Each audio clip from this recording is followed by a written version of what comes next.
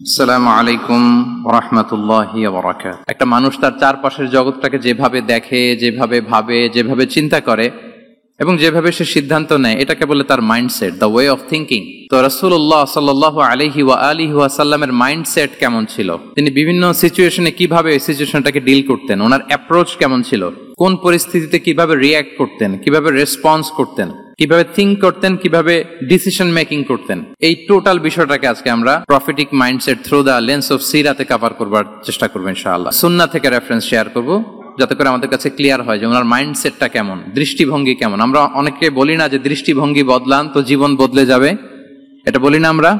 তার মানে এটা খুব গুরুত্বপূর্ণ, মাইন্ডসেট খুব গুরুত্বপূর্ণ। আমরা প্রফেটিক মাইন্ডসেট নিয়ে কথা বলবো ইনশাআল্লাহ।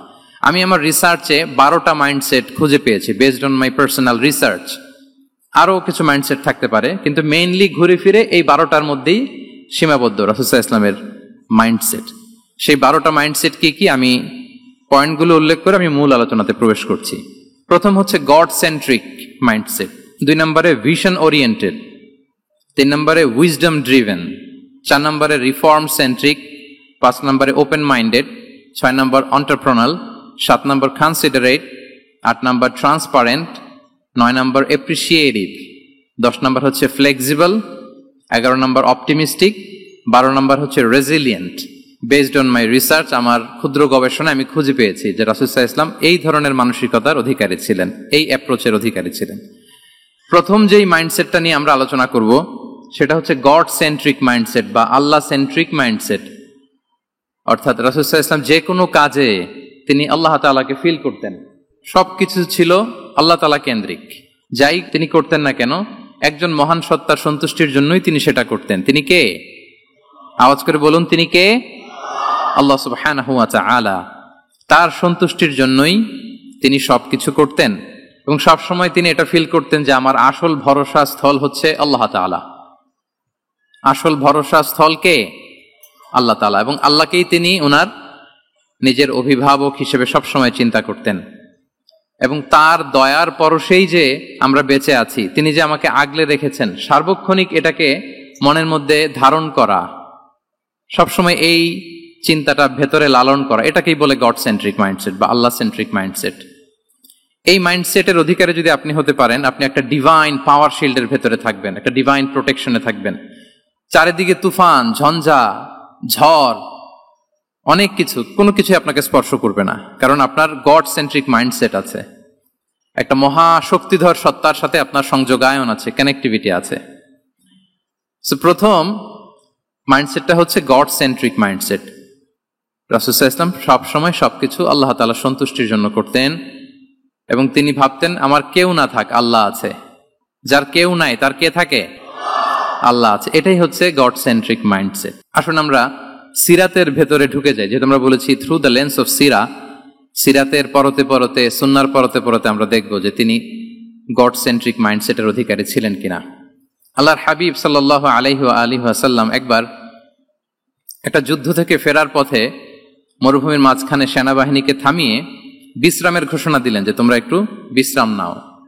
তো উনি একটা গাছের নিচে বিশ্রামের জন্য গেলেন এবং সেখানে গাছের ডালে ওনার তলোয়ারটা ঝুলিয়ে রাখলেন, ঝুলিয়ে বিশ্রাম নিতে লাগলেন, ঘুমিয়ে পড়লেন। হঠাৎ এক বেদুইন এসে রাসূল সাল্লাল্লাহু আলাইহি ওয়াসাল্লামের এই কোষবদ্ধ তলোয়ারটা কোষমুক্ত করে এরকম হাতে নিল। রাসূল সাল্লাল্লাহু আলাইহি ওয়াসাল্লাম ঘুম থেকে জেগে উঠলেন।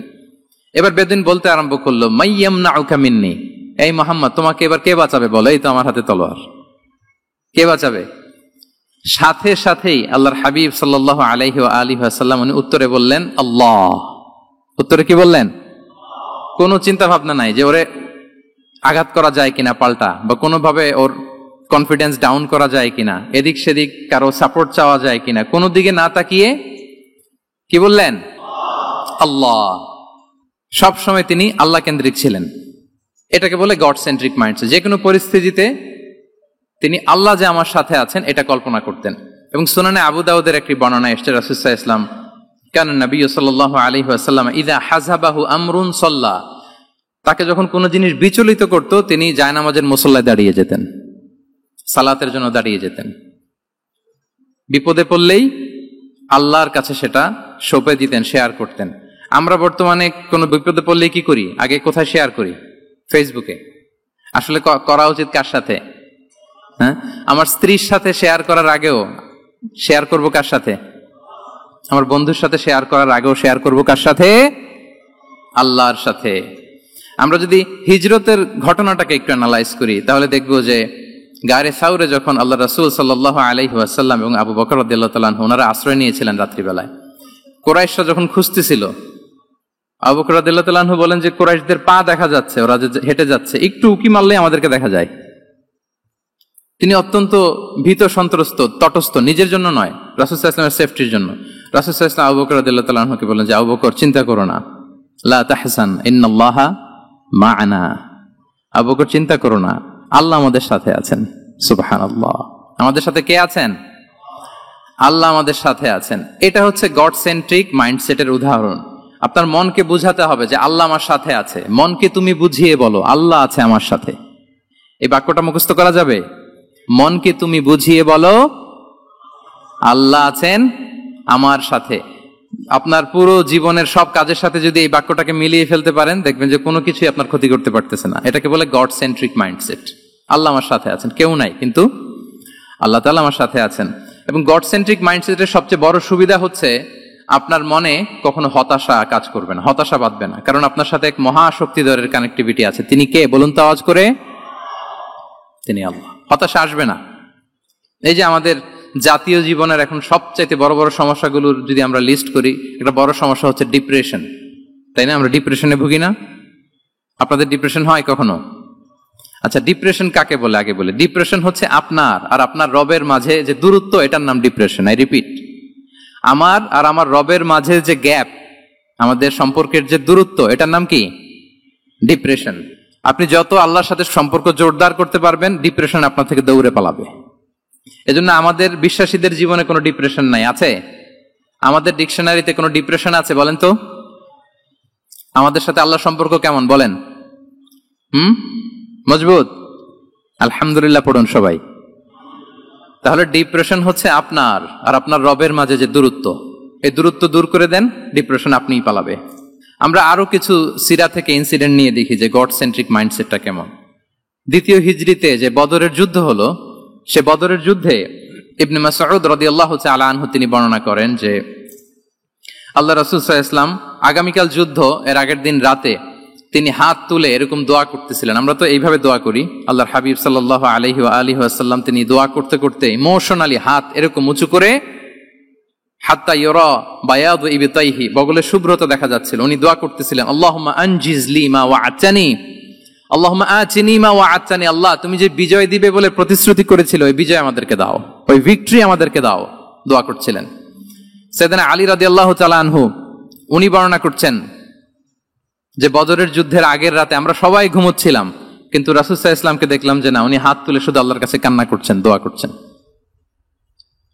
আবু বকর রাদিয়াল্লাহু তাআলা আনহু উনি বলেন যে আমি যে দেখলাম যে তিনি ফজর পর্যন্ত দোয়া চালিয়েই যাচ্ছিলেন, দোয়া চালিয়েই যাচ্ছিলেন, দোয়া কন্টিনিউ করছিলেন তিনি।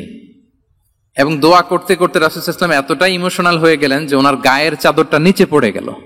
আবু বকর রাদিয়াল্লাহু তাআলা আনহু যে বলেন, ইয়া নবী আল্লাহ, কাফাকা মুনাশাদাতুকা রাব্বাক ফাইন্নাহু সায়ুনজিজু লাকা মা ওয়া'দাক।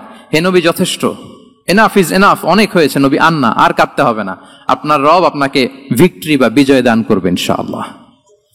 তাহলে দেখেন, যুদ্ধের আগের রাতে সেনাপ্রধান কি করে?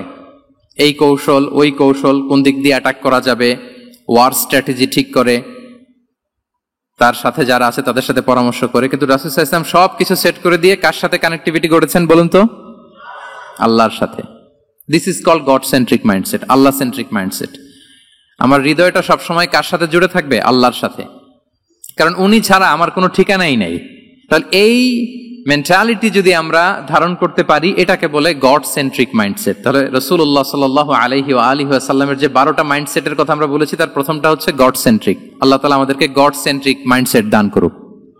আমরা যে কোনো পরিস্থিতিতে যেভাবেই থাকি না কেন, আমরা বিপদে আপদে সবসময় ভরসা রাখবো কার উপর? এটাই হচ্ছে গড সেন্ট্রিক বা আল্লাহ সেন্ট্রিক মাইন্ডসেট। আচ্ছা, 2 নাম্বার মাইন্ডসেট হচ্ছে vision oriented mindset. Vision oriented mindset মানে হচ্ছে যার মধ্যে দূরদর্শিতা আছে, ফার সাইটেডনেস আছে, who can anticipate the future, যে ভবিষ্যৎ আগাম অনুমান করে ফেলতে পারে, সামনের পরিস্থিতিকে আগাম অনুমান করতে পারার যে যোগ্যতা বা দীর্ঘমেয়াদী চিন্তা করতে পারার যে ক্যাপাসিটি, এটাকে বলে ভিশন ওরিয়েন্টেড মাইন্ডসেট। এটা আল্লাহ রাসূল সাল্লাল্লাহু আলাইহি ওয়া আলিহি ওয়াসাল্লামকে আল্লাহ তাআলা দান করেছেন। উনি ভবিষ্যৎকে আগাম বুঝতে পারতেন, আগাম অনুমান করতে পারতেন, এবং সে অনুযায়ী তিনি স্ট্র্যাটেজি, প্ল্যান, পরিকল্পনা এটা তিনি সাজাতে পারতেন। এটাকে বলে ভিশন ওরিয়েন্টেড মাইন্ডসেট। এবার আসুন আমরা সিরাতের কিছু ইনসিডেন্টকে সামনে নিয়ে আসি যে তিনি কিরকম ভিশন ওরিয়েন্টেড মাইন্ডসেটের অধিকারী ছিলেন। আমরা সবাই হুদাইবিয়ার ঘটনা জানি না? কত হিজরিতে ঘটেছিল বলুন তো সবাই? 6ষ্ঠ হিজরিতে। লাকাদ সাদাকাল্লাহু রাসূলাহুর রুইয়া বিল হক লাতাদখুলুন্নাল মাসজিদাল হারামা ইনশাআল্লাহু আমিনিন।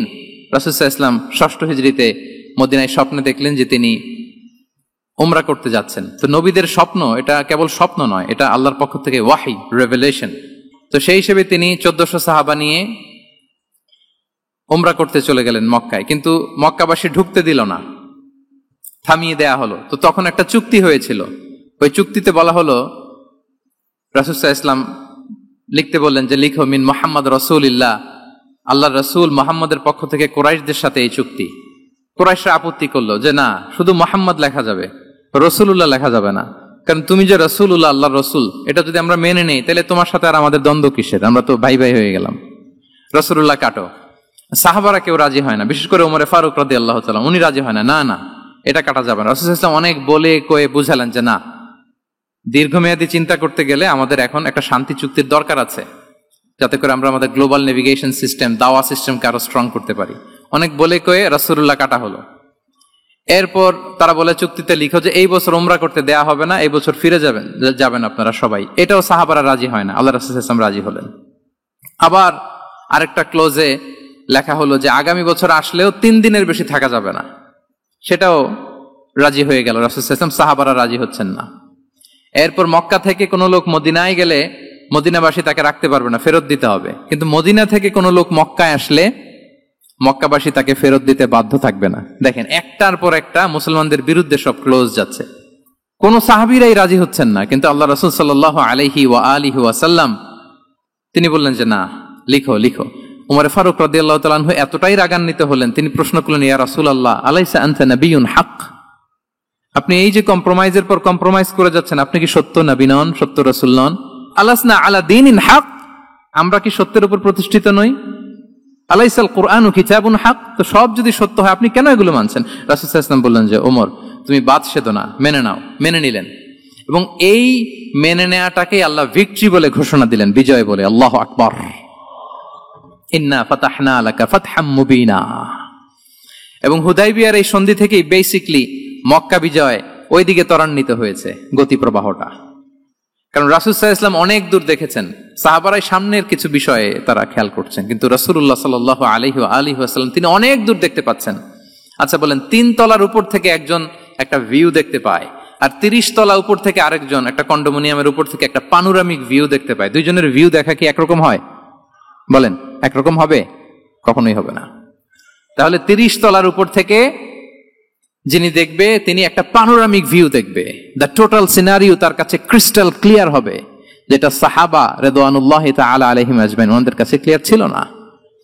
এবং ঠিকই এই যে এটা তো বেশি দিন স্থায়ীও হয়নি, 6ষ্ঠ হিজরি থেকে 8ম হিজরি, মাত্র 3 বছরের ব্যবধানে রাসূল সাল্লাল্লাহু আলাইহি ওয়াসাল্লাম যত রিজিওনাল সুপার পাওয়ার ছিল, ওয়ার্ল্ড সুপার পাওয়ার ছিল, পার্সিয়ান এম্পায়ার, তারপর Roman empire, Byzantine empire, Egyptian empire, সব এম্পায়ারদের কাছে চিঠি পাঠিয়েছেন, সালামুন আলা মান ইত্তাবা আল হুদা আসলিম তাসলাম। এবং ইসলামের এক্সপান্ড হয়েছে, ওনার গ্লোবাল নেভিগেশন সিস্টেম উনি চালু করেছেন। এর কারণ কি? উনি ছিলেন ভিশন ওরিয়েন্টেড মাইন্ডসেটের অধিকারী, দূরদর্শী, অনেক দূর দেখতে পেতেন, অনেক দূর তিনি দেখতে পেতেন, দীর্ঘমেয়াদী তিনি পরিকল্পনা করতে পারতেন। এটা হচ্ছে ভিশন ওরিয়েন্টেড মাইন্ডসেট যারা হয় তাদের ক্যারেক্টারিস্টিক্স বা ফিচার। আরো একটা উদাহরণ দেই, আপনারা কি বলতে পারেন আবিসিনিয়াতে নবুয়তি কত সালে সাহাবারা হিজরতে গিয়েছিল? বলতে পারবেন কেউ? হ্যাঁ, নবুয়তি কত সালে? 5ম সালে। হ্যাঁ, নবুয়তি 5ম বছর ওনারা আবিসিনিয়াতে, বর্তমানে যেটা ইথিওপিয়া বা ইরিত্রিয়া, সেখানে সাহাবারা হিজরতে গিয়েছিলেন। এবং আবিসিনিয়াতে এই যে হিজরতে গেল, তারা সবাই মিলে ফিরে এসেছিল মদিনায় কবে? এটা কি কেউ জানেন? আল্লাহু আকবার, মাশাআল্লাহ মাশাআল্লাহ। বসুন। খায়বার বিজয়ের দিন এসেছিলেন। আবিসিনিয়াতে যারা হিজরতে গিয়েছিলেন তারা মদিনায় ব্যাগ এন্ড ব্যাগেজ সবকিছু নিয়ে খায়বার বিজয়ের সময় মানে 7ম হিজরিতে এসেছিলেন। তো রাসূল সাল্লাল্লাহু আলাইহি ওয়াসাল্লাম যখন মক্কা থেকে মদিনায় হিজরত করলেন, সব সাহাবারা মদিনায় চলে আসছেন। মদিনায় এখন একটা ইসলামিক সোসাইটি, ইসলামিক স্টেট। বদরের যুদ্ধে মুসলমানদের বিজয়, খন্দকে বিজয়, খন্দক তো 5মে, তারপরে ওনারা কেন আসে না বলেন তো? আসেনি। 7ম হিজরিতে এসেছেন জাফর রাদিয়াল্লাহু তাআলা আনহুর নেতৃত্বে, সাইয়েদনা আলী রাদিয়াল্লাহু তাআলা আনহুর আপন ভাই, বড় ভাই, ওনার নেতৃত্বে যখন 7ম হিজরিতে ওখানে যাওয়ার 15 বছর পর যখন তারা সবাই ফিরলেন, রাসূল সাল্লাল্লাহু আলাইহি ওয়াসাল্লাম এত খুশি হলেন, তিনি বললেন, মা আদরি বিআইয়িহিমা আনা আফরাহ বিফাতহি খাইবার আও বিকুদুমি জাফর। আমি কোনটাতে বেশি খুশি আজকে আমি জানি না, খায়বার বিজয়ে বেশি খুশি না আমার ভাই জাফরকে পেয়ে বেশি খুশি। আল্লাহু আকবার, এত খুশি হয়েছিলেন। তো এখন এমনি তো মনে প্রশ্ন জাগে যে রাসূল সাল্লাল্লাহু আলাইহি ওয়াসাল্লাম যখন মদিনায় চলে আসলেন, কোরআনের আয়াতগুলো নাজিল হয়, সালাত ফরজ হলো, যাকাত আসলো, সব হলো, একটার পর একটা হচ্ছে, ইসলামিক স্টেট, তো ওনারাই কেন আবিসিনিয়াতে পড়ে আছেন?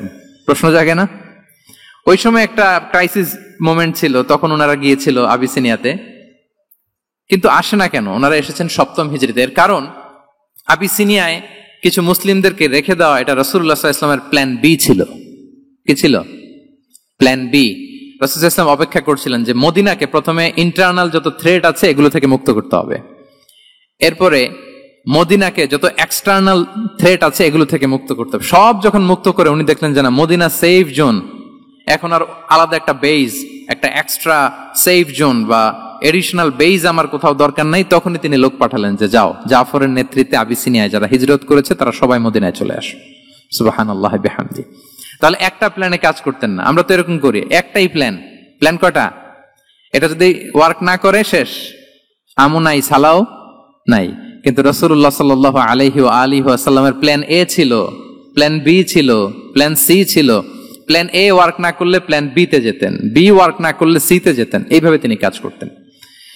তাহলে এটা হচ্ছে বেসিকলি ভিশন ওরিয়েন্টেড মাইন্ডসেটের অধিকারী যারা, তারা এটা করে, যারা ফিউচারকে অ্যান্টিসিপেট করতে পারে, আগাম অনুভব করতে পারে যে কি হতে পারে সামনে। এই যে বাংলাদেশের বিভিন্ন প্ল্যান পরিকল্পনা আমরা দেখা যায় যে এখান দিয়ে একটা ব্রিজ করে পরে ভাঙতে হয়, রাস্তা একটা তৈরির পরে ভাঙতে হয়, কোথায় এক টানেল হয়ে আছে প্রতি মাসে মাসে এখন লস হয়, তারপর 1 ঘন্টা বৃষ্টি হলে পুরো ঢাকা শহর এটা বন্যা হয়ে যায়। এগুলো হচ্ছে একাধিক প্ল্যান না থাকা, ভিশনারি অ্যাটিটিউডের অধিকারী না হওয়ার কারণে এই ঝামেলাগুলো আমাদের হচ্ছে। তো প্রফেটিক সিরার এই প্রফেটিক মাইন্ডসেট থেকে আমাদের নেয়ার বিষয় হচ্ছে এটা যে আমাদেরকে ভিশনারি অ্যাটিটিউডের হতে হবে। রাসূল সাল্লাল্লাহু আলাইহি ওয়াসাল্লাম ভিশন ওরিয়েন্টেড মেন্টালিটির ছিলেন। আগাম, আজ থেকে 50 বছর পরে বাংলাদেশে কি ক্রাইসিস হতে পারে, আজ থেকে ঠিক 100 বছর পরে বাংলাদেশে কি হতে পারে, ওই রোড ম্যাপকে সামনে রেখে আমাদেরকে প্ল্যান করতে হবে। এটাকে বলে ভিশন ওরিয়েন্টেড মাইন্ডসেটের অধিকারী হওয়া। 3 নাম্বার হচ্ছে উইজডম ড্রিভেন মাইন্ডসেট। উইজডম মানে হচ্ছে প্রজ্ঞা। প্রজ্ঞা কি? জ্ঞান আর কমন সেন্স দুইটা একসাথে হইলে ওইটারে প্রজ্ঞা বলে। When the knowledge and common sense join together, it reflects as wisdom. আপনার জ্ঞান এবং আপনার কমন সেন্স একসাথে হইলে ওইটা উইজডম হয়ে যায়। রাসূল সাল্লাল্লাহু আলাইহি ওয়াসাল্লাম ছিলেন প্রজ্ঞায় সমৃদ্ধ এক মননের অধিকারী। ওনার সব কিছুতেই প্রজ্ঞা ছিল। উইজডম ইন গিভিং অ্যাডভাইস, উপদেশ দেওয়ার সময় ছিল। উইজডম ইন পলিসি মেকিং এর সময় সেখানে প্রজ্ঞা ছিল। Wisdom in action, strategic plan, কোন স্ট্র্যাটেজিক প্ল্যানের ক্ষেত্রে প্রজ্ঞা ছিল। রাসূল সাল্লাল্লাহু আলাইহি ওয়াসাল্লাম একই প্রশ্নের উত্তর এক একজনকে এক এক ভাবে দিতেন। অনেক সাহাবারা জিজ্ঞেস করতেন যে রাসূলুল্লাহ একই প্রশ্ন, একে বললেন এইটা, ওরে বললেন ওইটা, ওরে বললেন আরেকটা, এটা কেন? রাসূল সাল্লাল্লাহু আলাইহি ওয়াসাল্লাম বললেন যে আমি জানি ওর কিসে ঘাটতি, আমি জানি ওর কি প্রয়োজন, আমি জানি ওকে কোন নাসিহাটা দিলে কাজ করবে, ফলে এক একজনকে আমি এক এক ভাবে ক্লারিফাই করেছি। আল্লাহু আকবার। This is called wisdom. আচ্ছা, উইজডম, রাসূল সাল্লাল্লাহু আলাইহি ওয়াসাল্লাম যে উইজডম ড্রিভেন মাইন্ডসেটের অধিকারী ছিলেন, এটার কয়েকটা এক্সাম্পল আমরা সিরাত থেকে দেখি। মক্কা বিজয় হয়েছে কত হিজরিতে? অষ্টম হিজরিতে যখন মক্কা বিজয় হলো, তখন রাসূল সাল্লাল্লাহু আলাইহি ওয়াসাল্লাম আম্মাজান আয়েশার সাথে গল্প করছিলেন আর বলছিলেন, আয়েশা, লাউলা হাদাসাতু আহদি কওমিকা বিল কুফরি লানাকাতুল কাবাতা ওয়ালা জাআলতুহা আলা আসাসি ইব্রাহিম। আয়েশা, তোমার এই মক্কাবাসী, তোমার এলাকার লোকজন যদি একটা কেওস সৃষ্টি না করতো, তাহলে কাবার যে আসল শেপ, আমি ওই আসল শেপে এটাকে ফেরত নিতাম, কিন্তু নিতে গেলে এখন একটা ঝামেলা বাঁধবে, এজন্য নিব না। ব্যাপারটা হচ্ছে আমরা এখন যে কাবাটাকে দেখি এটা হচ্ছে স্কয়ার আকৃতির। স্কয়ার মানে কি? বর্গাকৃতি, তাই তো? বর্তমান কাবা কোন আকৃতির বলেন তো? একটা বড় কিউবের সাইজ না? দূর থেকে দেখলে মনে হয় একটা বড় কিউবের সাইজ, কিউবের আকৃতি মানে স্কয়ার, চতুর্ভুজ। কিন্তু সাইয়েদনা ইব্রাহিম আলাইহিস সালাম যে কাবা নির্মাণ করেছিলেন এটা কিন্তু এরকম কিউব ছিল না, ওটা ছিল রেক্ট্যাঙ্গেল। রেক্ট্যাঙ্গেল ছিল, মানে আয়তাকৃতির ছিল, এরকম লম্বা। এই যে এই টেবিলটা যেরকম, টেবিলের যে শেপ এরকম ছিল, এরকম লম্বা কাবা ঘর ছিল আয়তাকৃতির। কিন্তু এখন এটা কমে স্কয়ার আকৃতির হয়ে গেছে। এর কারণটা কি? কাবা একবার ওখানে অগ্নিকাণ্ড ঘটার কারণে ধ্বংস হয়েছিল, ফলে কাবাকে আবার রিনোভেশন করা লেগেছিল, পুনর্নির্মাণ। তো কুরাইশরা সিদ্ধান্ত নিয়েছিল কাবা পুনর্নির্মাণে আমরা কোনো হারাম টাকা ইউজ করব না, যার কাছে যত হালাল টাকা আছে নিয়ে আসা হলো। কিন্তু হালাল টাকা যতটুকু জমা হয়েছে এটা দিয়ে পুরো কাবা নির্মাণ হয় না, অর্ধেক হয়। ফলে কাবা যে আয়তাকৃতির ছিল সেটা না হয়ে গেছে কি বলেন, বর্গাকৃতির, মানে স্কয়ার। ওই স্কয়ার কাবাই আজ পর্যন্ত রয়ে গেছে। কিন্তু ওই যে আয়তক্ষেত্রের যে শেপের মধ্যে যতটুকু জায়গা বাকি ছিল ওইখানে দেখবেন একটা ক্রিসেন্টের মতো আছে, হেজরে ইসমাইল, হাতিমে কাবা বলে। ওইটার ভিতরে নামাজ পড়া আর কাবার ভিতরে নামাজ পড়া একই হুকুম। ওইটার ভিতরে নামাজ পড়া আর কাবার ভিতরে নামাজ পড়া কি একই হুকুম। ফলে ওই হাতিমের ভেতরে ফরজ সালাত আদায় হয় না, নফল সুন্নাত পড়া যায়। এমনকি কাবার ভেতরেও ফরজ সালাত আদায় করলে আদায় হবে না, কারণ নামাজের ফরজের মধ্যে একটা ফরজ হচ্ছে ইলা জিহাতিল কাবা, টু দ্য ডাইরেকশন অফ কেবলা। আপনার কেবলা মুখী হইতে হবে না। আপনি তো কাবার ভিতরে ঢুকে গেছেন, এখন কাবা কোন দিকে? কাবা তো নাই, বের হইতে হবে। বের হয়ে কাবা মুখী হলে সালাত হবে। I think you got the point. তো তাহলে রাসূল সাল্লাল্লাহু আলাইহি ওয়াসাল্লামের উইজডম বা প্রজ্ঞাটা এখানে দেখেন। আম্মাজান আয়েশা রাদিয়াল্লাহু তাআলা আনহাকে উনি বললেন যে আয়েশা, মক্কা তো বিজয় হলো, মক্কার কন্ট্রোল তো এখন আমার হাতে। চাইলে আমি কাবাকে ভেঙে সেই ইব্রাহিম আলাইহিস সালামের যে বেইজ এরকম লম্বা করে শেপ দিতে পারি, কিন্তু দিব না। কেননা দিলে মক্কা একটা ক্যাওস হতে পারে। কি হতে পারে? কারণ তারা একেবারে ভেরি রিসেন্ট মুসলমান হয়েছে, তারা না বুঝেই বলবে যে সেই আদি কাবা, মুহাম্মদ এই কাবার অপমান করেছে, কাবাকে ভুলুণ্ঠিত করেছে, সম্মানকে নষ্ট করেছে, এরকম একটা কোশ্চেন রাইজ করতে পারে। এই জন্য আমি করলাম না। সুবহানাল্লাহ, দিস ইজ কল্ড উইজডম। এটাকে কি বলে? প্রজ্ঞা। এটাকে প্রজ্ঞা বলে। তাহলে আপনার জ্ঞান এবং আপনার কমন সেন্স দুইটা যখন কানেক্ট করে তখন সেটা প্রজ্ঞা হয়। প্রজ্ঞার আরেকটা উদাহরণ যদি দেই সিরাত থেকে, রাসূল সাল্লাল্লাহু আলাইহি ওয়াসাল্লামের যে কনফ্লিক্ট রিজলভিং ক্যাপাসিটি ছিল, যখন কাবাকে পুনর্নির্মাণ করা হচ্ছে তখন হাজরে আসওয়াদকে বের করা লেগেছিল, এবং রিনোভেশন শেষে আবার হাজরে আসওয়াদকে তার জায়গা মতো, মানে ব্ল্যাক স্টোন যেটাতে চুমু দিলে মানুষের গুনাহ মাফ হয়ে যায়, হাজরে আসওয়াদ, চিনতে পেরেছেন না? ফলে অনেক বোনেরা যাদের জন্য হেজাব নিকাব মেনটেন করা হচ্ছে ফার্জ, পর্দার কোনো বালাই নাই, পুরুষের সাথে ধাক্কা ধাক্কি করে তার শরীর মিশে যাচ্ছে, গা মিশে যাচ্ছে, ধাক্কা ধাক্কি করে একটা সুন্নতের জন্য ফরজকে স্যাক্রিফাইস করে ফেলতেছে। মানে ফোকাস ঠিক নাই আর কি, কোথায় যে কোনটা করতে হবে ওইটাই ভুলে গেছে। তো এই হাজরে আসওয়াদ পাথরকে আবার জায়গা মতো রাখতে হবে। এখন কে রাখবে এই নিয়ে মারামারি মক্কায়। বড় বড় চারটা গোত্র বলে, এই গোত্র বলে আমি রাখবো, এই গোত্র বলে আমি রাখবো, আরেক গোত্র বলে রক্তের গঙ্গা বইয়ে দেব মক্কায়, কিন্তু এই সম্মান অন্যকে নিতে দিব না, কারণ ইটস ভেরি প্রেস্টিজিয়াস ইস্যু। যা আমাদের গোত্র এই ব্ল্যাক স্টোন হাজরে আসওয়াদকে নিয়ে জায়গা মতো রেখেছে, এটা কাউকে দিব না। তো সবাই যখন মারমুখী, তখন আল্লাহ রাসূল সাল্লাল্লাহু আলাইহি ওয়া আলিহি ওয়াসাল্লাম তিনি সমাধান দিলেন যে মারামারির দরকার নাই, একটা চাদর নিয়ে আসো। নিয়ে আসা হলো। 4 গোত্রের 4 লিডারকে বললেন চাদরের 4 কোণা ধরো। 4 জন 4 কোণা ধরলো। রাসূল সাল্লাল্লাহু আলাইহি ওয়াসাল্লাম তিনি পাথরটা নিয়ে মাঝখানে রাখলেন। এবার 4 নেতাকে বলল আসো, জাতীয় 4 নেতা চলে আসো, কাবার সামনে চলে আসলো। এরপরে আল্লাহ রাসূল সাল্লাল্লাহু আলাইহি ওয়াসাল্লাম ওনার মোবারক হাত দিয়ে, বরকতময় হাত দিয়ে হাজরা আসওয়াদকে নিয়ে নিজ হাতে রাখলেন। এবার সবাই হ্যাপি, কারণ অংশগ্রহণ করতে পারছে। আসলে মূল স্ট্যাটাস কিন্তু চলে গেছে রাসূলের দিকে, নাকি? ওরা তো এটা টাচও করতে পারে নাই, পারছে? ওরা চাদর ধরেই হ্যাপি, কিন্তু পাথরটা ধরেছিল কে? রাসূল সাল্লাল্লাহু আলাইহি ওয়াসাল্লাম। চাদরে রেখেছিল কে? রাসূল সাল্লাল্লাহু আলাইহি ওয়াসাল্লাম। চাদর থেকে নিয়ে আবার কাবা ঘরে সেট করেছিল কে? রাসূলুল্লাহ সাল্লাল্লাহু আলাইহি ওয়া আলিহি ওয়াসাল্লাম। এভাবে উনি কনফ্লিক্ট রিজলভ করতেন থ্রু হিজ উইজডম, ওনার প্রজ্ঞার মধ্য দিয়ে।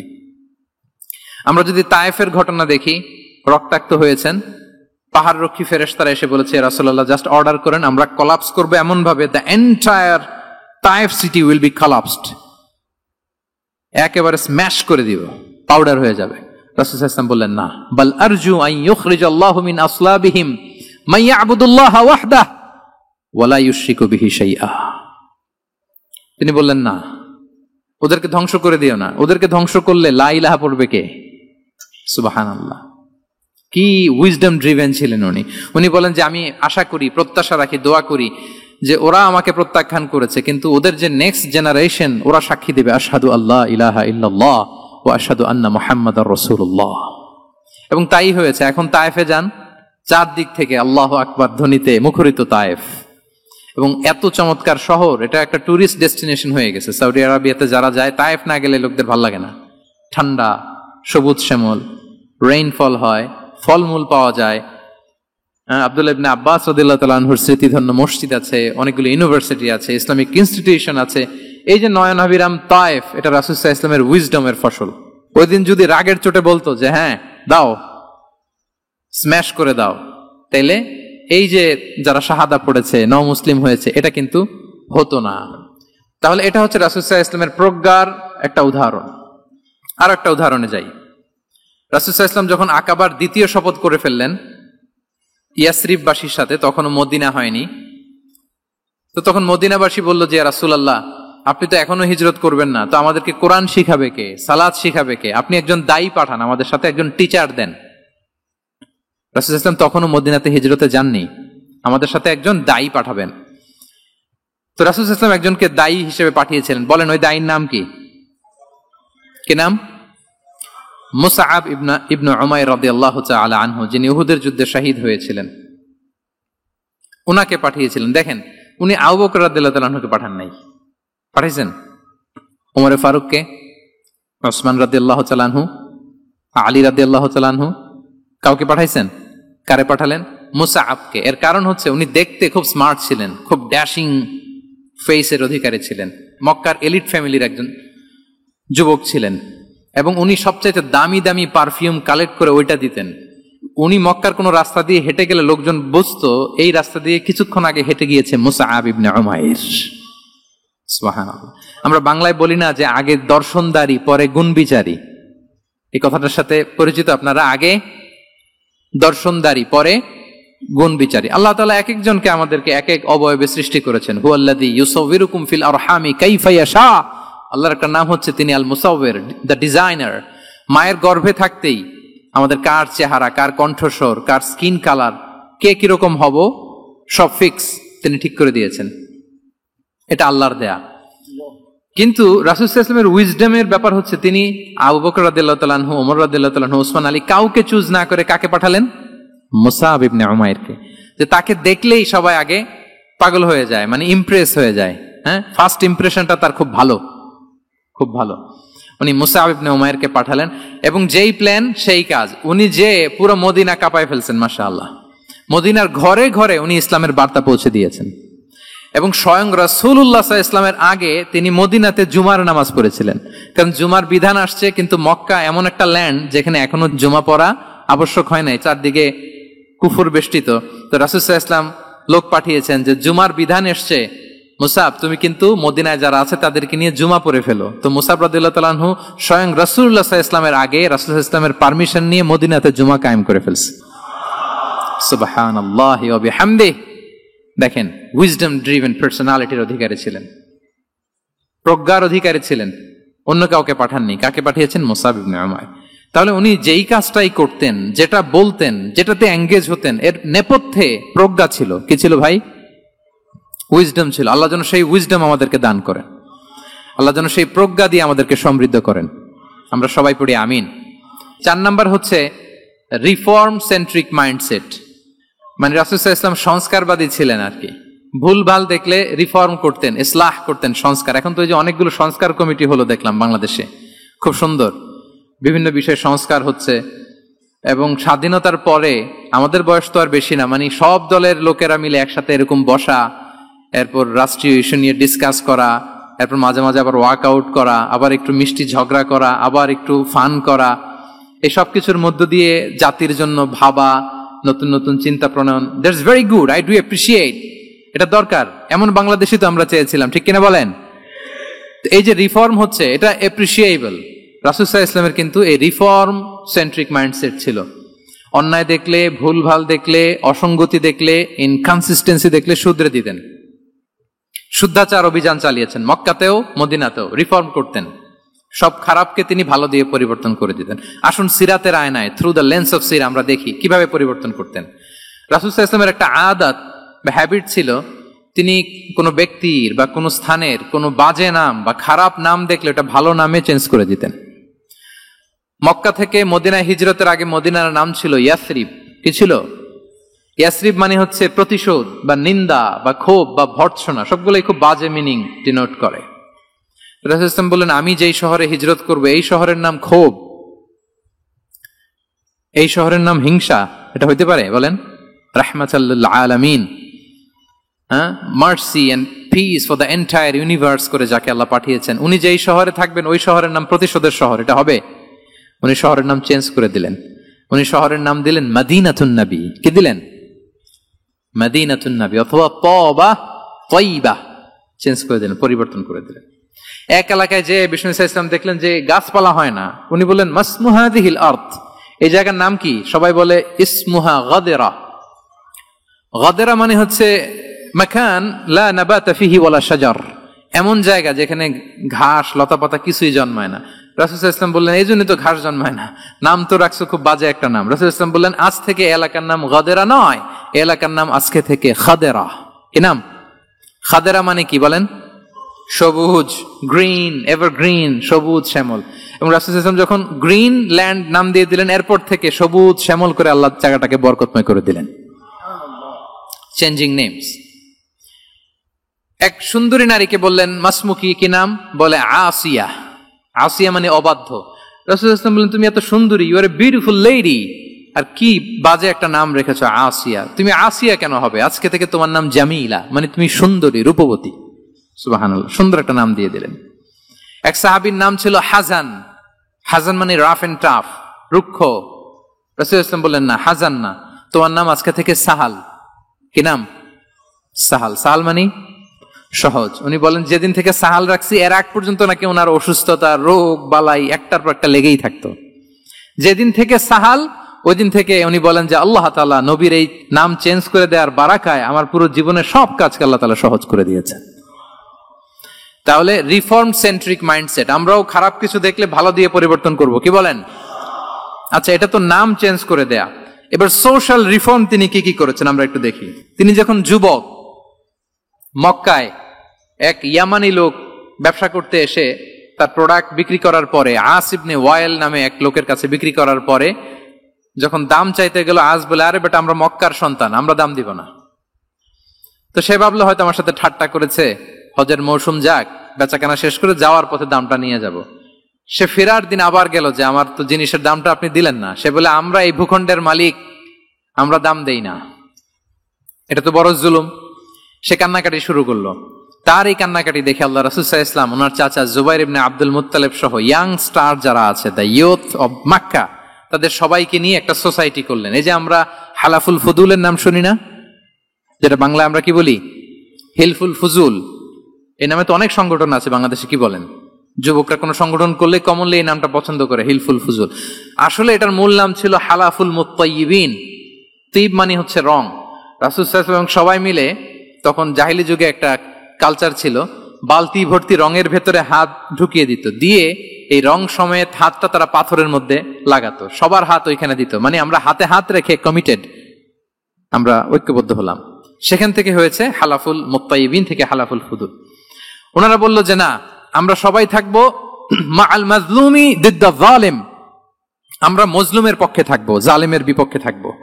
এবং যেই প্রতিজ্ঞা ওই কাজ। সবাই মিলে আস ইবনে ওয়াইলকে ধরলো, তার কাছ থেকে টাকা আদায় করে ওই ইয়ামানি ব্যবসায়ীর কাছে পৌঁছে দিয়ে তিনি মাজলুমকে সহায়তা করেছেন। সুবহানাল্লাহ। এবং এই টেন্ডেন্সি, এই জুলুম, চাঁদাবাজি যেগুলো ছিল মক্কার জমিনে, রাসূল সাল্লাল্লাহু আলাইহি ওয়াসাল্লাম এই সোশ্যাল রিফর্মের মাধ্যমে এটাকে সংস্কার করেছেন।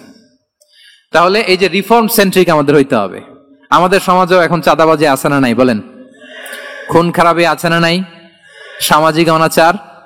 তাহলে ঐক্যবদ্ধ হইতে হবে আমাদেরকে রিফর্মের জন্য। যুবক যারা আমরা আছি, যাদেরকে আল্লাহ আমাদের বলার সুযোগ দিয়েছে, লেখার সুযোগ দিয়েছে, ফিল্ডে কাজের সুযোগ দিয়েছে, আমরা সবসময় মজলুমের পক্ষে থাকবো, আমরা সবসময় জালেমের বিপক্ষে থাকবো। আমাদের নীরবতা আর আমাদের নিশ্চুপ থাকাই জালিমদেরকে আরো বড় বড় জালিম বানিয়েছে।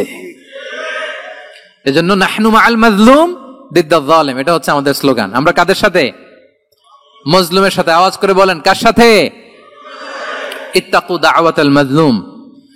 রাসূল সাল্লাল্লাহু আলাইহি ওয়াসাল্লাম বলেন, তোমরা মাজলুমের কান্নাকে ভয় করো, কেননা মাজলুমের কান্না আর আল্লাহর মাঝে কোনো ফারাক থাকে না, কোনো পর্দা থাকে না, বদদোয়া করলেই কবুল হয়ে যায়। তাহলে এভাবে রাসূলুল্লাহ সাল্লাল্লাহু আলাইহি ওয়া আলিহি ওয়াসাল্লাম তিনি সোশ্যাল রিফর্ম করেছেন। আমরা যদি ওনার পলিটিক্যাল রিফর্মের দিকে তাকাই, তাহলে দেখব যে আমরা যদি কনস্টিটিউশন অফ মদিনার কথা বলি, মদিনার কনস্টিটিউশন, এটা কিন্তু রাসূল সাল্লাল্লাহু আলাইহি ওয়াসাল্লাম করেছেন। মদিনা চার্টার, এত চমৎকার চার্টার পৃথিবী আর দেখেনি। ওইটা থেকেই এখন সব গোটা বিশ্বের সংবিধান। এই যে আমাদের সংবিধান সংস্কার কমিশন আছে না একটা, নিশ্চয়ই তারা ওইটা থেকে অনেক বেনিফিটেড হতে পারবেন। আমাদের যে মদিনা চার্টার রাসূল সাল্লাল্লাহু আলাইহি ওয়াসাল্লাম নিজে করা, এবং এটা একটা ইনক্লুসিভ চার্টার ছিল। মুসলিম, পেগানস, জুইশ, সব ধর্মের মানুষকে নিয়ে তিনি মদিনাতে ওয়ান উম্মাহ ঘোষণা দিয়েছিলেন। ওয়ান উম্মাহ, উই আর ওয়ান উম্মাহ।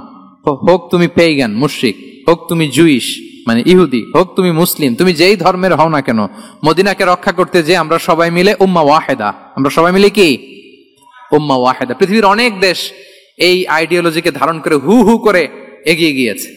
মালয়েশিয়াতে 3টা রেস, আমি তো প্রায় 1 যুগ ওখানে, আমার 2টা ডিগ্রি ওখান থেকে, মাস্টার্স পিএইচডি। আমি কাছ থেকে তাদেরকে দেখার সুযোগ পেয়েছি। ওখানে মালয়েরা আছে, তামিলরা আছে, চাইনিজরা আছে, 3 জাতি মিলে ওদের স্লোগান হচ্ছে সাতু মালয়েশিয়া। মালয় ভাষায় সাতু মানে হচ্ছে ওয়ান, মালয় ভাষায় সাতু মানে কি ওয়ান। সাতু মালয়েশিয়া মানে আমরা হতে পারি চাইনিজ, হতে পারি তামিল, কিংবা হতে পারি মালয় ভূমিপুত্রা, কিন্তু সবাই মিলে দেশের স্বার্থে আমরা সবাই কি এক। এটাই লাগবে আমাদের নতুন বাংলাদেশে। জুলাই আপরাইজিং এর পরে আমাদের এই ঐক্যবদ্ধ থাকার বাংলাদেশ আমরা চাই কি চাই না বলেন? সাম্রাজ্যবাদকে রুখে দিতে, যে কোনো ষড়যন্ত্রকে রুখে দিতে ঐক্যবদ্ধ থাকার কোনো বিকল্প নাই, ঠিক কিনা বলেন? ঐক্যবদ্ধ থাকতে হবে আমাদেরকে, যেটা রাসূলুল্লাহ সাল্লাল্লাহু আলাইহি ওয়া আলিহি ওয়াসাল্লাম মদিনা চার্টারে আমাদেরকে শিখিয়েছেন যে আমরা ওয়ান উম্মাহ। তাহলে খারাপ নাম দেখলে চেঞ্জ করতেন, পলিটিক্যাল রিফর্ম করেছেন ওয়ান উম্মাহ গঠনের মধ্য দিয়ে। ফিনান্সিয়াল রিফর্ম যদি বলি, শুধু financial reforms by prophet Muhammad peace be upon him, এটা নিয়ে লম্বা কথা বলা যেতে পারে। শুধু একটা উদাহরণ দিয়ে শেষ করি। বিদায় হজের ভাষণে উনি সুদকে চিরতরে কবরস্থ করেছেন, সুদকে চিরতরে কবরস্থ করেছেন, এবং এটা অন্যের জন্য না, নিজের ঘর দিয়ে শুরু করেছেন। উনি বলেছেন যে এই হানাহানি রক্তপাত এটা বন্ধ, আমার গোত্রের একটা এরকম রক্তের দাবি আছে, এটা আমি শেষ ঘোষণা করলাম। এরপর বললেন যে সুদ কবর দিলাম, অন্য জায়গা থেকে না, আমার পরিবার থেকে। রাসূল সাল্লাল্লাহু আলাইহি ওয়াসাল্লামের চাচা স্বয়ং আব্বাস রাদিয়াল্লাহু তাআলা আনহুর অনেক সুদের ট্রানজাকশন ছিল, ইন্টারেস্ট, সুদের ব্যবসা ছিল। রাসূল সাল্লাল্লাহু আলাইহি ওয়াসাল্লাম বলেন আজকে থেকে এই সুদ আমি চিরতরে মাটির নিচে কবর দিয়ে দিলাম। আল্লাহু আকবার। দেখেন সোশ্যাল রিফর্ম। তাহলে পরিবর্তন করতে হলে আগে নিজের ঘর থেকে, আগে কোত্থেকে? নাকি ওই ফ্যামিলি থেকে? হ্যাঁ, আমাদের মধ্যে যেটা হয়, আমরা ওয়াজ নসিহত বা ভালো কথা শুনলেই এটাকে ধরে নিই যে এটা ওর জন্য, ওর জন্য, মানে প্রত্যেকটা ওয়াজই যে আমার জন্য হইতে পারে, প্রত্যেকটা নসিহাতের যে প্রাইম অডিয়েন্স আমি হইতে পারি, এইটা আমাদের মাথায় কেন যেন আসে না। আমরা কোনো ভালো নসিহত শুনলে আমরা ভাবি এটা আসলে সমাজে দরকার, ওর দরকার, আমার ভাইয়ের দরকার, কিন্তু এটা যে আমার দরকার, প্রতিটা নাসিহাতের প্রথম অডিয়েন্স হওয়া দরকার কে? আমি নিজে। তাহলে পরিবর্তন শুরু করতে হবে নিজ থেকে। ওর এই সমস্যা, ওর এই সমস্যা, ওর এটা, আরে মিয়া তোমার কি সমস্যা ওইটা বলো। শুধু ওর ওর না দেখে নিজেরটাও দেখতে হবে। দেখেন অন্যের দিকে 1 আঙ্গুল দেখালে নিজের দিকে কয় আঙ্গুল যায় বলেন তো? এই যে নিজের দিকে কিন্তু 3টা। আমি যদি এরকম করি তা আমার দিকে আসে 3টা। এজন্য নিজ থেকে, নিজের ফ্যামিলি থেকে আমরা সংস্কার শুরু করব। কি বলেন? ওমরে ফারুক রাদিয়াল্লাহু তাআলা আনহু যখন ফ্যামিলি মিটিং এ বসতেন, উনি ওনার সন্তানদেরকে বলতেন, শোনো, তোমরা খলিফাতুল মুসলিমিন, আমিরুল মুমিনিনের সন্তান, তোমাদের কোনো বাজে কাজ যদি সমাজে আসে, তোমাদের কোনো অন্যায় যদি আমার কানে আসে, অন্যের জন্য যা শাস্তি তোমাদের জন্য হবে ডাবল শাস্তি। ওমর ফারুক সন্তানদেরকে বলতেন, তোমরা যদি কোনো ভুল করো, একটা যদি হদ কায়েম করা লাগে এমন অন্যায় যদি করো, একটা হচ্ছে আল্লাহর দেয়া হদ, আর একটা হবে আমি উমরের দেয়া হদ। আমার মতো খলিফাতুল মুসলিমিনের সন্তান হয়ে এই পাপ তুমি কেন করলে? দেখেন অন্যের বাচ্চা কি করছে, অন্যের, আমাদের তো ওই মেয়েটার সমস্যা, ওনার ছেলের সমস্যা, এগুলো আমার ছেলের যে কি অবস্থা, আমার পরিবারের যে কি হালাত, আমার স্ত্রীর যে কি দশা, ওইটা নিয়ে আমরা ভ্রুক্ষেপ করি না বা চিন্তা করি না। তাহলে সম্মানিত সুধীমণ্ডলী, আমরা পরিবর্তন শুরু করবো কোত্থেকে? অন্যের বাড়িঘর থেকে নাকি? হ্যাঁ, কোত্থেকে? নিজ থেকে। আল্লাহ তাআলা আমাদেরকে তৌফিক দান করুক। 5 নম্বরে হচ্ছে ওপেন মাইন্ডেড। আমার প্রিয় নবী বলেন ওপেন মাইন্ডেড ছিলেন না ন্যারো মাইন্ডেড? সবাই বলবেন, গ্যালারির সবাই আওয়াজ করে, তিনি ওপেন মাইন্ডেড না ন্যারো মাইন্ডেড ছিলেন? রাসূলুল্লাহ সাল্লাল্লাহু আলাইহি ওয়া আলিহি ওয়াসাল্লাম ওপেন মাইন্ডেড ছিলেন। যে কেউ ওনাকে অ্যাপ্রোচ করতেন পারতেন easily, he was very approachable. ছোট বড় আবাল বৃদ্ধ বনিতা ওনার সাথে কথা বলতে স্বাচ্ছন্দ্য বোধ করতো, ভয় পেত না। এজন্য সিরাতের পরতে পরতে দেখবেন এক শিশু এসে প্রশ্ন করে, নারী এসে প্রশ্ন করে, বৃদ্ধ এসে প্রশ্ন করে, বন্ধু এসে প্রশ্ন করে, শত্রু এসে কনভারসেশন করে, সবাই এসে ওনার সাথে কথা বলতে পারতো। সুবহানাল্লাহ। এবং এগুলো উনি অ্যাকোমোডেট করতে পারতেন। কি করতে পারতেন? অ্যাকোমোডেট করতেন। ছোট্ট একটা উদাহরণ দেই, আসির আল হালাবিয়া থেকে নেয়া একটা বিখ্যাত সিরাতের গ্রন্থ। বদরের যুদ্ধে রাসূল সাল্লাল্লাহু আলাইহি ওয়াসাল্লাম বদরের মাঠে সেনা ক্যাম্প স্থাপন করলেন। কি ক্যাম্প? সেনা ক্যাম্প স্থাপন করলেন। আল হুবাব ইবনুল মুনজির রাদিয়াল্লাহু তাআলা আনহু এক সাহাবী, উনি বললেন, ইয়া রাসূলুল্লাহ, এই যে সেনা শিবির যে এখানে স্থাপন করলেন, এটা কি আপনার নিজের ইচ্ছায় না আল্লাহর আদেশে? দেখেন, সেনাপতিরে কোন সাধারণ সৈনিক এই প্রশ্ন করতে পারে? করলে চাকরি থাকবে। কিন্তু রাসূল সাল্লাল্লাহু আলাইহি ওয়াসাল্লামের কাছে সাহস নিয়ে আল হুবাব ইবনুল মুনজির বলে, ইয়া রাসূলুল্লাহ, এই যে সেনা শিবির স্থাপন করলেন, এটা কি আপনার ইচ্ছায় নাকি এটা ওয়াহী? রাসূল সাল্লাল্লাহু আলাইহি ওয়াসাল্লাম বললেন, না, এটা ওয়াহী না, এটা ওয়াহী না, বাল হুয়া রায়ু ওয়াল হারবু ওয়াল মাকিদা, না, এটা যুদ্ধের কৌশল হিসেবে আমি করেছি। আল হুবাব ইবনুল মুনজির বললেন, ইয়া রাসূলুল্লাহ, তাহলে সঠিক জায়গায় সেনা ক্যাম্প স্থাপন হয় নাই। রাসূলের দিকে তাকিয়ে বলতেছেন যে আপনি যেখানে করছেন ওখানে ঠিক হয় না ইয়া রাসূলুল্লাহ, আপনি অভয় দিলে আমি বলতে পারি কোথায় ঠিক হবে। রাসূল সাল্লাল্লাহু আলাইহি ওয়াসাল্লাম বললেন, তাই? আমি যেটা করছি এটা ঠিক হয় নাই, তাহলে কোনটা ঠিক বলো?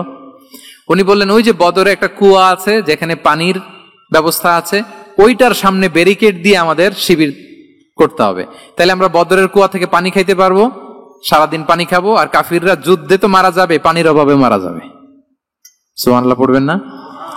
রাসূল সাল্লাল্লাহু আলাইহি ওয়াসাল্লাম বললেন, আরে তাই তো, তুমি তো ঠিকই বলেছো, এভাবে তো আমি ভেবে দেখিনি।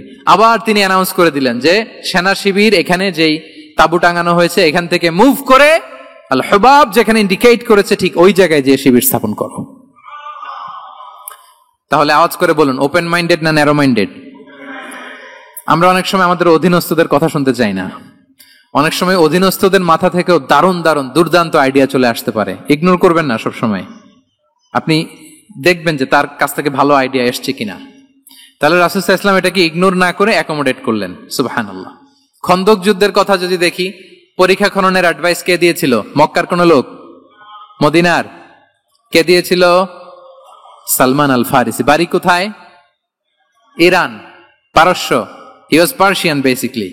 তাহলে দেখেন, সেই পারস্য থেকে এসে বললেন যে এখানে পরীক্ষা খনন করলে ভালো হয়। 5.5 কিলোমিটার পরীক্ষা খনন করে ফেললেন। 4.5 মিটার প্রশস্ত, 3.5 মিটার হচ্ছে এটার ডেপথ। পুরো মদিনার সবাই মিলে এটা করে ফেললেন। তার মানে আমি সব বুঝি, আমি সব জানি, এই মেন্টালিটি থেকে আমাদের বেড়ে আসতে হবে। এটা হচ্ছে একটা ন্যারো মাইন্ডেড পার্সোনালিটির অধিকারী, যে আমি যেটা বলছি ওইটা, এটার পরে কোনো কথা নেই, এটা ভুল। বরং আমার টিমের মধ্যে থেকে যদি কোনো ভালো অপিনিয়ন আসে সেটা আমি রিভাইজ করব। কি বলেন, পারা যাবে না? তাহলে ওপেন মাইন্ডেড পার্সোনালিটি ছিলেন রাসূলুল্লাহ সাল্লাল্লাহু আলাইহি ওয়াসাল্লাম। 6 নম্বর মাইন্ডসেট হচ্ছে এন্টারপ্রেনার মাইন্ডসেট। এন্টারপ্রেনার, এখন তো এটা আপনারা সবাই খুব বেশি শোনেন, এন্টারপ্রেনারশিপ, এন্টারপ্রেনার। এন্টারপ্রেনার মাইন্ডসেট আসলে অনেক কিছুর সমন্বয় হয়। 1 নম্বর, যার প্রোঅ্যাক্টিভ অ্যাটিটিউড যাদের থাকে, solution focused, not problem focused. Problem সৃষ্টি হইলে ওইদিকে ফোকাস না করে কিভাবে সলিউশন করা যায় ওইদিকে ফোকাস করতেন। এরপর যে হিউম্যান রিসোর্সের ভালো ম্যানেজ করতে পারে, রিসোর্স কম কিন্তু to take the best out of this resource. অনেকে দেখবেন যে ছোট্ট জিনিসকে অর্গানাইজ করে এত সুন্দর প্রেজেন্টেশন করে, আবার অনেকের অনেক আছে কিন্তু সেটাকে প্রেজেন্ট করতে পারে না, এরকম আছে না নাই? রাসূল সাল্লাল্লাহু আলাইহি ওয়াসাল্লাম অল্প রিসোর্স দিয়ে অনেক বড় কিছু অ্যারেঞ্জ করতে পারতেন। সুবহানাল্লাহ। এবং he was a very good talent hunter. রাসূল সাল্লাল্লাহু আলাইহি ওয়াসাল্লাম একজন চৌকস ট্যালেন্ট হান্টার ছিলেন। He was a very good observer. সাহাবীদের কার কি ট্যালেন্ট এটা তিনি নোট করতেন। যার যে দক্ষতা তাকে তার ওই দক্ষতা দিয়ে ইসলামের সেবা করতে উৎসাহ দিতেন। যখনই কোনো প্রতিভাবান সাহাবীকে তিনি দেখেছেন, তিনি ইসলামের জন্য সেই প্রতিভাকে কাজে লাগানোর চেষ্টা করেছেন। একজনকে দিয়ে সবটা করেননি। আমাদের সমাজে এই একটা ভুল ধারণা আছে, আমরা অনেকে একজনের কাছ থেকে সব কামনা করি।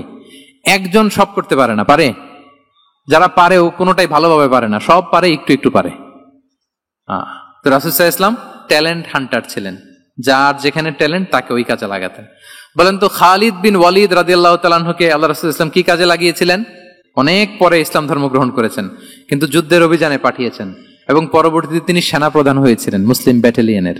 কারণ উনি ওয়ার স্ট্র্যাটেজি জানতেন। উনার আক্রমণের কারণে তো উহুদের প্রান্তরে মুসলিমরা প্রায় নাস্তানাবুদ হওয়ার অবস্থা, তাই না?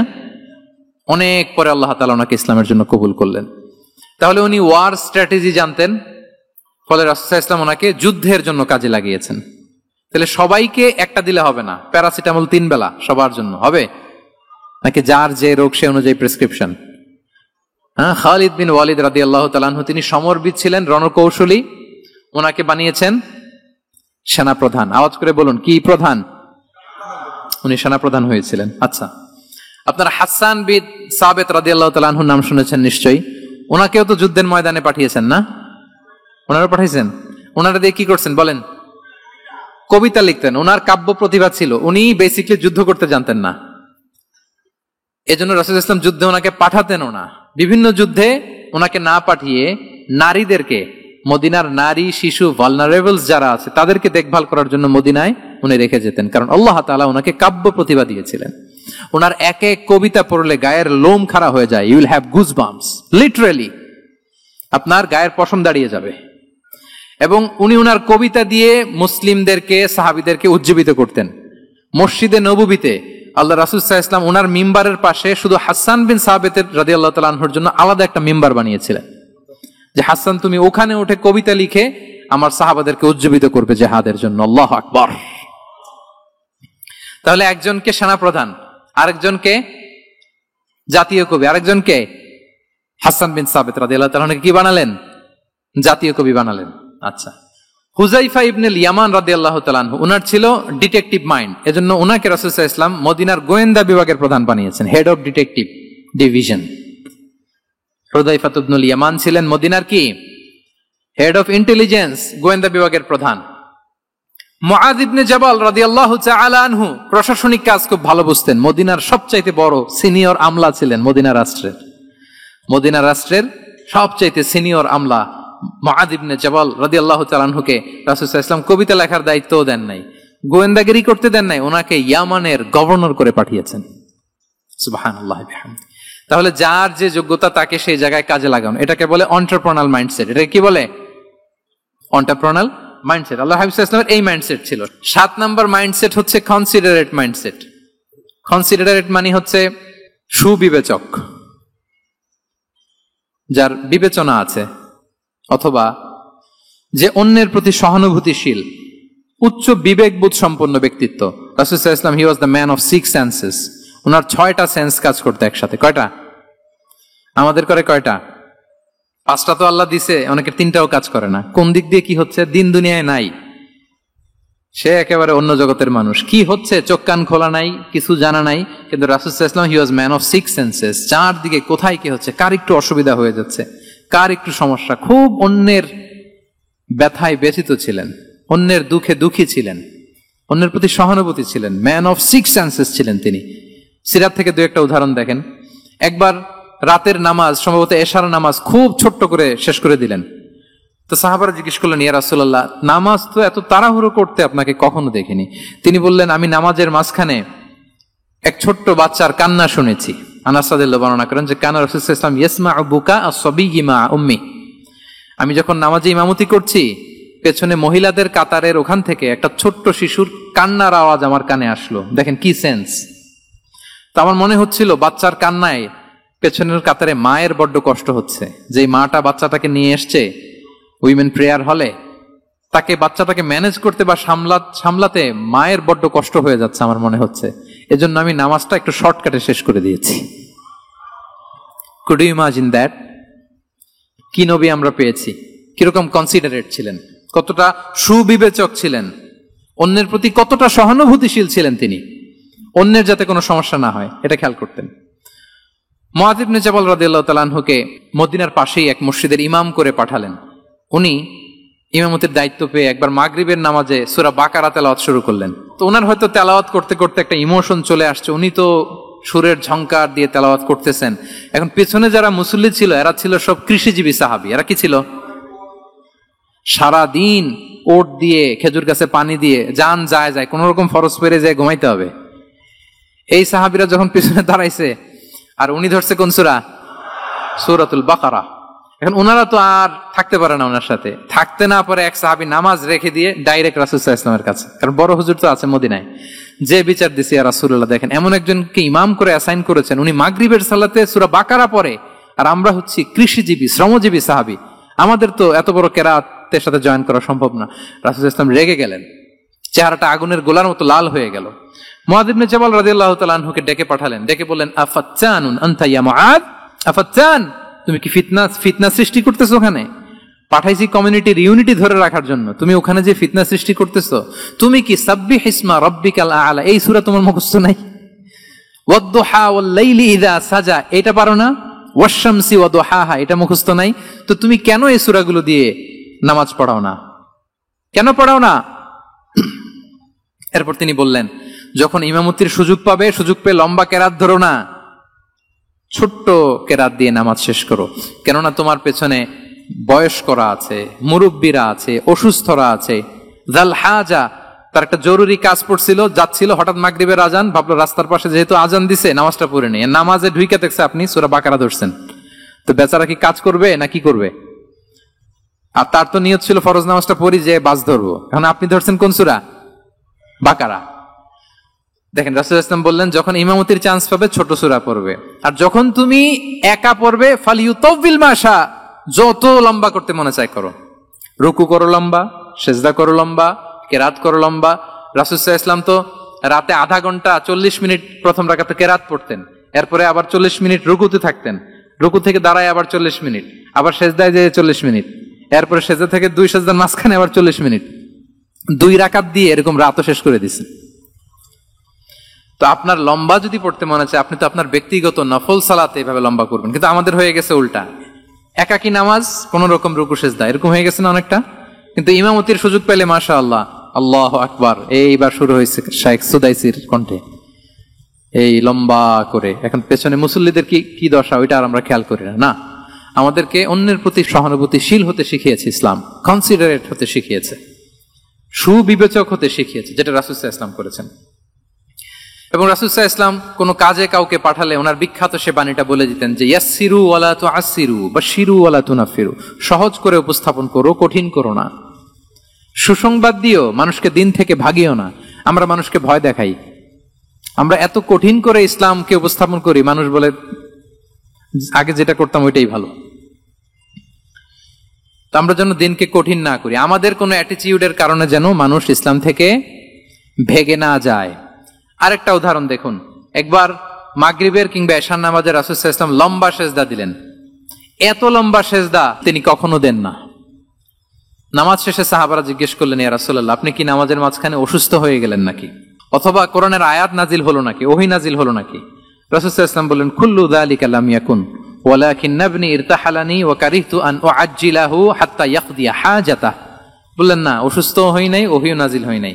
আমি যখন সেজদায় গিয়েছি, আমার 2 ছোট নাতি হাসান হোসেন আমার কাঁধের উপরে চেপে বসেছে। যতক্ষণ না ওরা খেলা শেষ না করে নিচে নেমেছে, আমি সেজদায় লুটিয়েছিলাম, নেমেছে এরপরে মাথা উঠিয়েছি। আমার মাথা উঠানোর কারণে ওদের খেলার একটু ডিস্টার্ব হবে, এজন্য আমি আর সেজদা থেকে মাথা উঠাই নাই। দেখেন, নাতির খেলার যেন ডিস্টার্ব না হয়। পেছনের মহিলা সারির এক বোনের নামাজের সমস্যা হচ্ছে, এগুলো উনি খেয়াল করতেন, ছোট্ট ছোট্ট বিষয়গুলো উনি খেয়াল করতেন। এটাকে বলে কনসিডারেট মাইন্ডসেট। কি বলে? তাহলে আমরা অন্যের প্রতি যেন সহানুভূতিশীল হই, নাকি শুধু নিজেরটাই দেখবো? অন্যেরটা দেখার দরকার আছে না নাই বলেন? 8 নাম্বার হচ্ছে ট্রান্সপারেন্সি। ট্রান্সপারেন্সি মানে হচ্ছে স্বচ্ছতা। ওনার জীবনের চাইতে, ওনার বায়োগ্রাফির চাইতে স্বচ্ছ বায়োগ্রাফি আপনি পাবেন না। No public and private dividation. And in the long history of time, no one's life has been recorded more transparently than the life of Prophet Muhammad sallallahu alaihi wasallam. রাসূল সাল্লাল্লাহু আলাইহি ওয়াসাল্লামের চেয়ে বেশি পৃথিবীতে এমন সেকেন্ড কোন পার্সন আপনি দেখাতে পারবেন না যার জীবনের সবকিছু রেকর্ডেড। সবকিছু রেকর্ডেড। এরকম আছে? ঘরে কি করেছেন, বাইরে কি করেছেন, স্ত্রীর সাথে কি করেছেন, বন্ধুর সাথে কি করেছেন, সাহাবাদের সাথে কি করেছেন, শত্রুর সাথে কি করেছেন, অল আর রেকর্ডেড। সব এন্ড ক্রিস্টাল ক্লিয়ার, একেবারে স্বচ্ছ পানির মতো, স্ফটিক কাচের মতো ক্লিয়ার, ট্রান্সপারেন্ট। ওনার সব কাজে উনি স্বচ্ছতা বজায় রাখতে চাইতেন। কতটা স্বচ্ছ ছিলেন একটা মজার ঘটনা শোনাই আপনাদেরকে। সহিহ বুখারীতে এসেছে, রমাদানের শেষ 10 দিন, দ্য লাস্ট 10 days অফ রমাদানে তিনি ইতিকাফ করতেন। ইতিকাফ অবস্থায় স্ত্রীরা এসে রাতে দেখা করে যেত, জরুরি কথা আলাপ থাকলে সেরে যেত। একবার রাতে সফিয়া বিনতে হুয়াই ইবনে আখতাব রাদিয়াল্লাহু তাআলা আনহা আসলেন, ওনার স্ত্রী। কথা হলো এবার ওনাকে একটু এগিয়ে দিবেন। মসজিদ থেকে রাসূলুল্লাহ সাল্লাল্লাহু আলাইহি ওয়াসাল্লাম বারান্দার দিকে পাশ দিয়ে আসলেন এগিয়ে দেওয়ার জন্য। ইন দ্য মিন টাইম হঠাৎ দুইজন আনসারী সাহাবী পাশ দিয়ে হেঁটে যাচ্ছেন। রাসূল সাল্লাল্লাহু আলাইহি ওয়াসাল্লাম আম্মাজানকে বিদায় দিবেন এখানে। হঠাৎ করে তিনি আওয়াজ করে বললেন, আলা রিসলিকুমা, এই দাঁড়াও। ওই সাহাবী দুইজন রাসূল সাল্লাল্লাহু আলাইহি ওয়াসাল্লামের সাথে কে ওটা টের পায় নাই, বুঝতে পারে নাই। বোরকায় আবৃত কোন এক নারী দেখে রাসূল আর ওই নারীকে দেখে তারা আরো দ্রুত গতিতে হাঁটতে শুরু করে দিচ্ছে, আমরা চলে যাই এখান থেকে। দেখেন রাসূল সাল্লাল্লাহু আলাইহি ওয়াসাল্লাম নিজের অবস্থানকে ট্রান্সপারেন্ট করার জন্য বললেন, আলা রিসলিকুমা, দাঁড়াও। দাঁড়ালেন। তখন রাসূল সাল্লাল্লাহু আলাইহি ওয়াসাল্লাম বললেন যে, ইন্নাহা উম্মুকুম সফিয়া, আমার পাশে যাকে দেখতে পাচ্ছ বলে দেয়া ভালো যে সে কিন্তু অন্য কোনো নারী নয়, সে তোমাদের মা উম্মুল মুমিনিন সফিয়া। সাহাবারা বলে, সুবহানাল্লাহ ইয়া রাসূলুল্লাহ, ইয়া রাসূলুল্লাহ, এ কেমন কথা? আপনি কেন আমাদের কাছে জবাবদিহি করতে যাচ্ছেন বা ক্লারিফাই করছেন?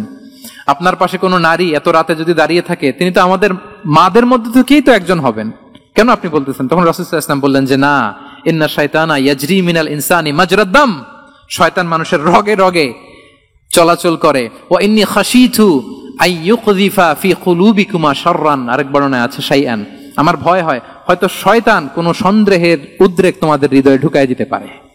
সুবহানাল্লাহ। এজন্য আমি ক্লিয়ার করে দিলাম, এটা আমার বউ, আমার স্ত্রী, তোমাদের মা সফিয়া। দুজন সাহাবী যদি চলে যায়, এমন হতেই পারতো বাড়িতে যে একজন আরেকজনকে জিজ্ঞেস করতে পারতো যে, আচ্ছা নবীর পাশে যে কালো বোরকা পরা মহিলাটা ছিল দেখছো না, এটা কে? তখন একজন হয়তো বলতো, কে আর হবে, আমাদের মাই তো হবে, কোন এক মা। আরেকজন বলবে, আমাদের উম্মুল মুমিনিনের কেউ ছিল নাকি অন্য কেউ? এরকম একটা হুট করে সন্দেহের উদ্রেক মাথায় আসতে পারে না যে ওনার স্ত্রী ছিল না অন্য কেউ ছিল? আসতে পারে কি পারে না বলেন? ওই সন্দেহের অবকাশটুকু রাসূল সাল্লাল্লাহু আলাইহি ওয়াসাল্লাম রাখেন নাই। উনি বলে দিলেন যে এটা তোমাদের মা, এটা সফিয়া। এই সন্দেহের অবকাশের কোনো সুযোগ নাই। তাহলে রাসূল সাল্লাল্লাহু আলাইহি ওয়াসাল্লামের পুরো লাইফ ছিল ট্রান্সপারেন্ট, একেবারে স্বচ্ছ। তাহলে রাসূল সাল্লাল্লাহু আলাইহি ওয়াসাল্লামের লাইফ তিনি কত স্বচ্ছতার সাথে কাটিয়েছেন, এটা ক্লিয়ার না আমাদের সাথে? Transparent mindset.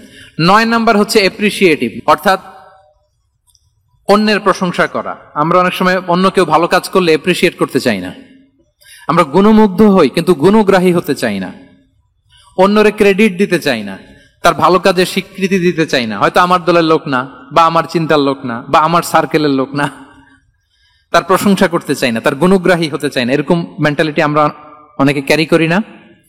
রাসূল সাল্লাল্লাহু আলাইহি ওয়াসাল্লাম এটা করেননি।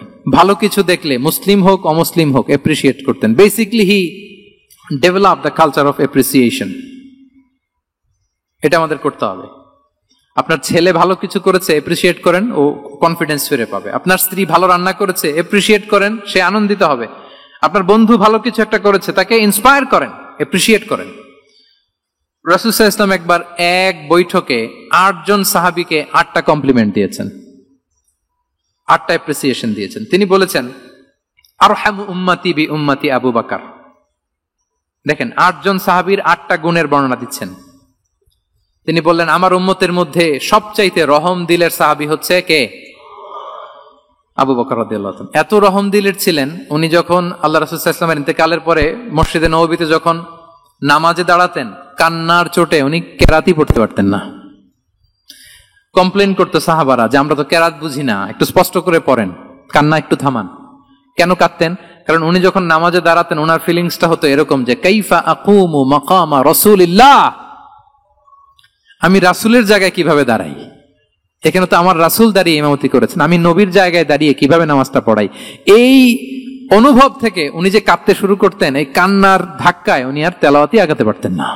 আরহামু উম্মতি বিউম্মতি আবু বকর, আমার উম্মতের মধ্যে সবচাইতে রহম দিলের হচ্ছেন আবু বকর। ও আসাদ্দুহুম ফি আমরিল্লাহি উমর, দেখেন প্রশংসা করতেছেন।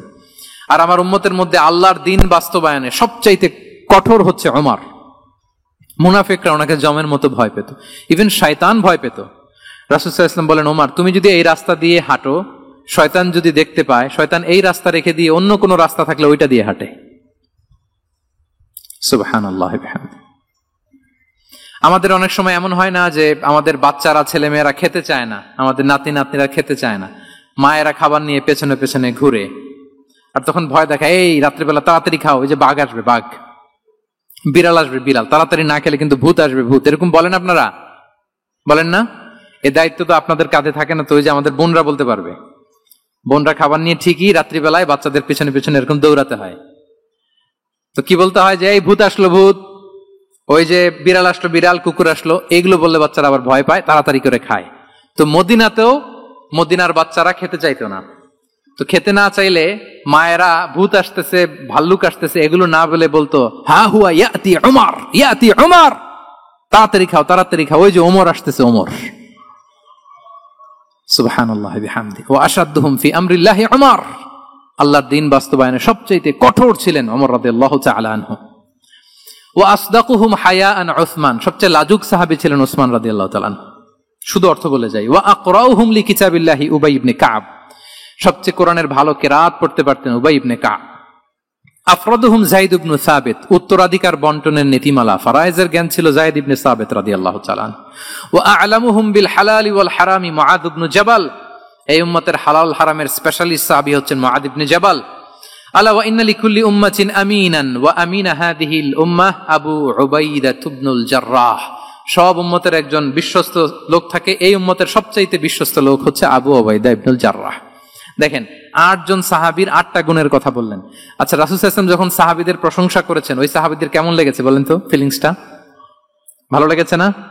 হৃদয়ে জুড়িয়েছে, ইন্সপায়ার্ড হয়েছেন, মোটিভেটেড হয়েছেন। সাহাবীদের মধ্যে সবচাইতে সুরেলা গলার কণ্ঠের অধিকারী ছিলেন আবু মুসা আল-আশআরী রাদিয়াল্লাহু তাআলা আনহু। তো রাসূল সাল্লাল্লাহু আলাইহি ওয়াসাল্লাম একবার রাত্রিবেলা তার বাসার পাশ দিয়ে যাচ্ছিলেন, দীর্ঘ সময় ওনার কণ্ঠের তেলাওয়াত শুনলেন। পরের দিন সকালে বললেন যে আবু মুসা, তুমি তো চমৎকার গলায় তেলাওয়াত করো। আবু মুসা বলে, ইয়া রাসূলুল্লাহ, আমি তো কোনোদিন আপনার সামনে দাঁড়িয়ে তেলাওয়াত করি না, আপনি কি করে জানলেন? রাসূল সাল্লাল্লাহু আলাইহি ওয়াসাল্লাম বললেন, গত রাতে তুমি যখন তেলাওয়াত করছিলে, আমি তোমার ঘরের পাশ দিয়ে যাচ্ছিলাম, আমি মনোযোগ দিয়ে শুনেছি। আবু মুসা বলে, ইয়া রাসূলুল্লাহ, আপনি আমার তেলাওয়াত শুনতেছেন, ওইটা জানলে তো আমি ফজর পর্যন্ত তেলাওয়াত চালিয়ে যেতাম, হাত্তাল ফাজর আমি তেলাওয়াত চালিয়ে যেতাম ইয়া রাসূলুল্লাহ। আল্লাহ রাসূল সাল্লাল্লাহু আলাইহি ওয়াসাল্লাম তখন বললেন, লাকাদ উতিতা মিজমারান মিন মাজামিরি আলি দাউদ, হে আবু মুসা, দাউদ আলাইহিস সালামের গলায় আল্লাহ তাআলা যেমনি সুরের ঝংকার দিয়েছেন, এই উম্মতের মধ্যে তোমার গলায় আল্লাহ সেই সুরের লহরী ঢেলে দিয়েছে। বলেন এই এপ্রিসিয়েশন যখন রাসূলের মুখ থেকে পাইলো কেমন লাগবে ওনার? এখানে ধরেন আপনি কেউ হাফেজে কোরআন শেখ সুদাইস যদি বলে যে মাশাআল্লাহ মাশাআল্লাহ আনতা কারিউল কুররা, আপনাকে যদি এটা বলে কেমন লাগবে আপনার?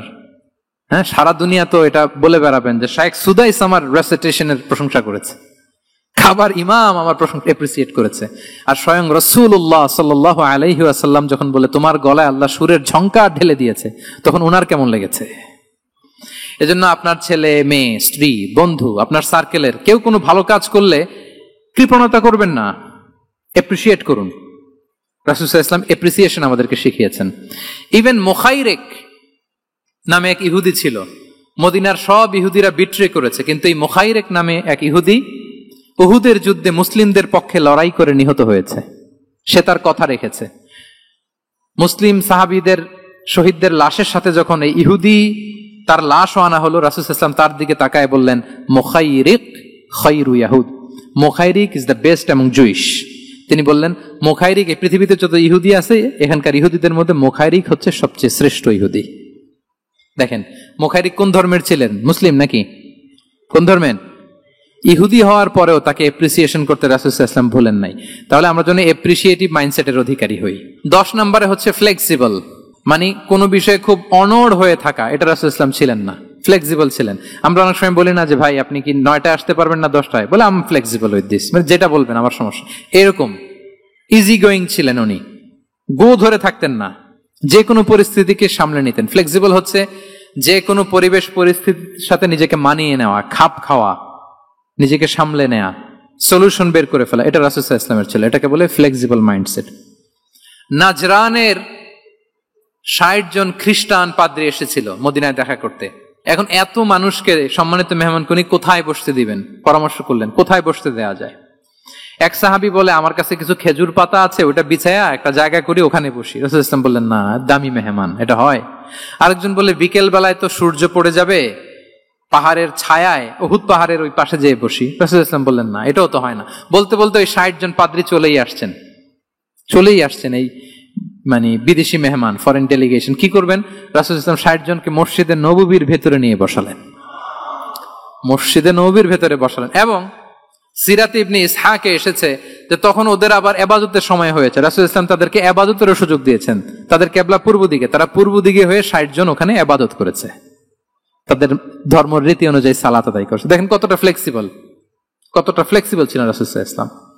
ফজরের সালাতের পরে ঘরে ঢুকেই আম্মা জান আয়েশাকে জিজ্ঞেস করতেন, কোনো খাবার আছে? আম্মা জান আয়েশা যদি বলতেন আছে, তিনি সেটা খেতেন। কোনদিন যদি বলতেন না ইয়া রাসূলুল্লাহ, ঘরে তো খাবার নাই, তখন রাসূল সাল্লাল্লাহু আলাইহি ওয়াসাল্লাম বলতেন, ফা ইন্নী সাইম, অসুবিধা নাই, খাবার যেহেতু নাই আমি রোজা রেখে দিলাম। কত ইজি গোয়িং। আচ্ছা, আমরা হলে কি করতাম বলেন তো? ফজরের পরে ঘরে গেছেন, আপনি বড় সাহেব না, এবার যাওয়ার পরে জিজ্ঞেস করছেন কি আছে, খাবার দাও। যদি বলে ঘরে কিছু নাই, কি বলবেন দেখি? কয়েকটা উত্তর আসুক। হ্যাঁ, খবর আছে? এই তো যদি আমরা আলহামদুলিল্লাহ বলি, that is called easy going and flexible mindset. এটাই হওয়া উচিত। খাবার থাকলে খেতেন, না থাকলে বলতেন okay, I am fasting, it's not a big deal, ফা ইন্নী সাইম, যেহেতু নাই কি আর করবো, আমি রোজা রেখে দিলাম। এরকম ইজি গোয়িং ছিলেন। দেখেন, his life was so simple but so special. Muhammad সাল্লাল্লাহু আলাইহি ওয়াসাল্লাম তাহলে ফ্লেক্সিবল ছিলেন। 11 নাম্বার হচ্ছে অপটিমিস্টিক মাইন্ডসেটের অধিকারী ছিলেন। অপটিমিস্টিক, পেসিমিস্টিক ছিলেন না, মানে ইতিবাচক চিন্তা করতেন সবসময়। কি চিন্তা করতেন? আপনি আজকের এই হল রুমের কিছু ভুল ধরতে পারবেন না? যদি বলে যে কয়েকটা ভুল ধরেন, বলবেন যে এই সমস্যা, সাউন্ডের সমস্যা, ওইদিকে এটা নাই, ওইদিকে এটা নাই, এটা হচ্ছে ভুল। আপনি পেসিমিস্টিকটা ধরলেন। এবার যদি বলা হয় আজকের এই প্রোগ্রামের কয়েকটা পজিটিভ দিক বলেন, তখন আপনি কিন্তু কয়েকটা পয়েন্ট বের করতে পারবেন যে এটা ছিল একটা ইতিবাচক দিক, এই প্রোগ্রামের এটা ছিল একটা পজিটিভ দিক। তো রাসূল সাল্লাল্লাহু আলাইহি ওয়াসাল্লাম ওই পজিটিভ দিকগুলোতে ফোকাস করতেন। হ্যাঁ, come back positive, not go back negative. রাসূল সাল্লাল্লাহু আলাইহি ওয়াসাল্লামের কাছে এসে যদি কেউ বলতে, ইয়া রাসূলুল্লাহ আমি খুব অসুস্থ, রাসূল সাল্লাল্লাহু আলাইহি ওয়াসাল্লাম বলতেন, লা বাসা আলাইকা তুহুরুন ইনশাআল্লাহ। ইয়া রাসূলুল্লাহ আমি অসুস্থ। রাসূল সাল্লাল্লাহু আলাইহি ওয়াসাল্লাম বলতেন, আরে don't worry, it will cleanse up you from your sins if Allah wish. ইনশাআল্লাহ এতে তোমার যে গুনাহ টুনা আছে, পাপ আছে, এই পাপগুলোকে আল্লাহ তাআলা এই অসুস্থতা দিয়ে মোচন করে দিচ্ছেন। পড়েন সুবহানাল্লাহ। তাইলে আপনি অসুস্থতার মধ্যে একটু হালকা হলেন না, যে জ্বরে ভুগতেছি কিন্তু এই জ্বরে নাকি আমার গুনাহ মাফ হয়ে যায়। পেটের ব্যথায় আক্রান্ত, মাথা ব্যথায় আক্রান্ত, কিন্তু এটাতে নাকি আল্লাহ আমার পাপ মোচন করে দেয়, তাহলে একটু ভালো লাগবে না? তাহলে দেখেন, একটা কঠিন পরিবেশকে রাসূল সাল্লাল্লাহু আলাইহি ওয়াসাল্লাম সহজ করতেন। অসুস্থ শুনলেই লা বাস তুহুরুন ইনশাআল্লাহ, আর কিছু হবে না, আল্লাহ তোমার গুনাহ মাফ করে দিচ্ছে। অসুস্থ ব্যক্তি দেখলেই মাথায় হাত দিয়ে দোয়া করতেন, আল্লাহুম্মা রাব্বান নাস আযহিবিল বাস ইশফি আনতাশ শাফি লা শিফাআ ইল্লা শিফাউক শিফাআন লা ইউগাদিরু সাকামা। উজ্জীবিত হয়ে যেত অসুস্থ ব্যক্তি। আমরা কি করি? কাউকে অসুস্থ দেখলে, রোগাক্রান্ত দেখলে, ওই রোগে সবচাইতে কষ্ট পেয়ে যে মারা গেছে তার ঘটনা বলা শুরু করি। হায় রে ভাই, আপনার ক্যান্সার, আমার এক খালা ছিল, ক্যান্সারের 4th স্টেজে চলে গেছিল, 14টা কেমো দেয়া লাগছে, এই যে ফিরিস্তি, একেবারে ওনার দাফন কাফন পর্যন্ত। এখন বলেন, ওই লোক যাও সুস্থ ছিল, এখন আর সুস্থ থাকবে? কথা বলেন, থাকবে? একটা দিব্যি সুস্থ মানুষকে যদি আপনি বলেন, ভাই আপনাকে দেখতে কেমন যেন একটু রোগা রোগা লাগতেছে, অসুস্থ নাকি? এরপরে প্ল্যান করে ধরেন আপনি বললেন, উনি আবার ওদিকে যাওয়ার পরে আরেকজনকে প্ল্যান করে বলতে বললেন, বললো ভাই ব্যাপার কি, চেহারাটা কেমন শুকনা শুকনা। এরকম 5 জন বলার পরে ওই বিকেলে কাঁথা গায়ে দিয়ে শুয়ে ফেলবে বিছানায়। তো আপনি অসুস্থ এমনি বানাই ফেলছেন। কিন্তু রাসূলুল্লাহ সাল্লাল্লাহু আলাইহি ওয়া আলিহি ওয়াসাল্লাম উনি বলতেন, লা বাস আলাইক তুহুরুন ইনশাআল্লাহ, আরে সুস্থ হয়ে যাবা। এজন্য দেখতে গেলে আপনি উৎসাহিত করবেন, বলবেন আরে ভাই আপনারা তো খুব সুস্থ লাগতেছে। কে বলছে আপনি অসুস্থ? অসুস্থতার কোনো ছোঁয়াই তো আপনার মধ্যে নাই।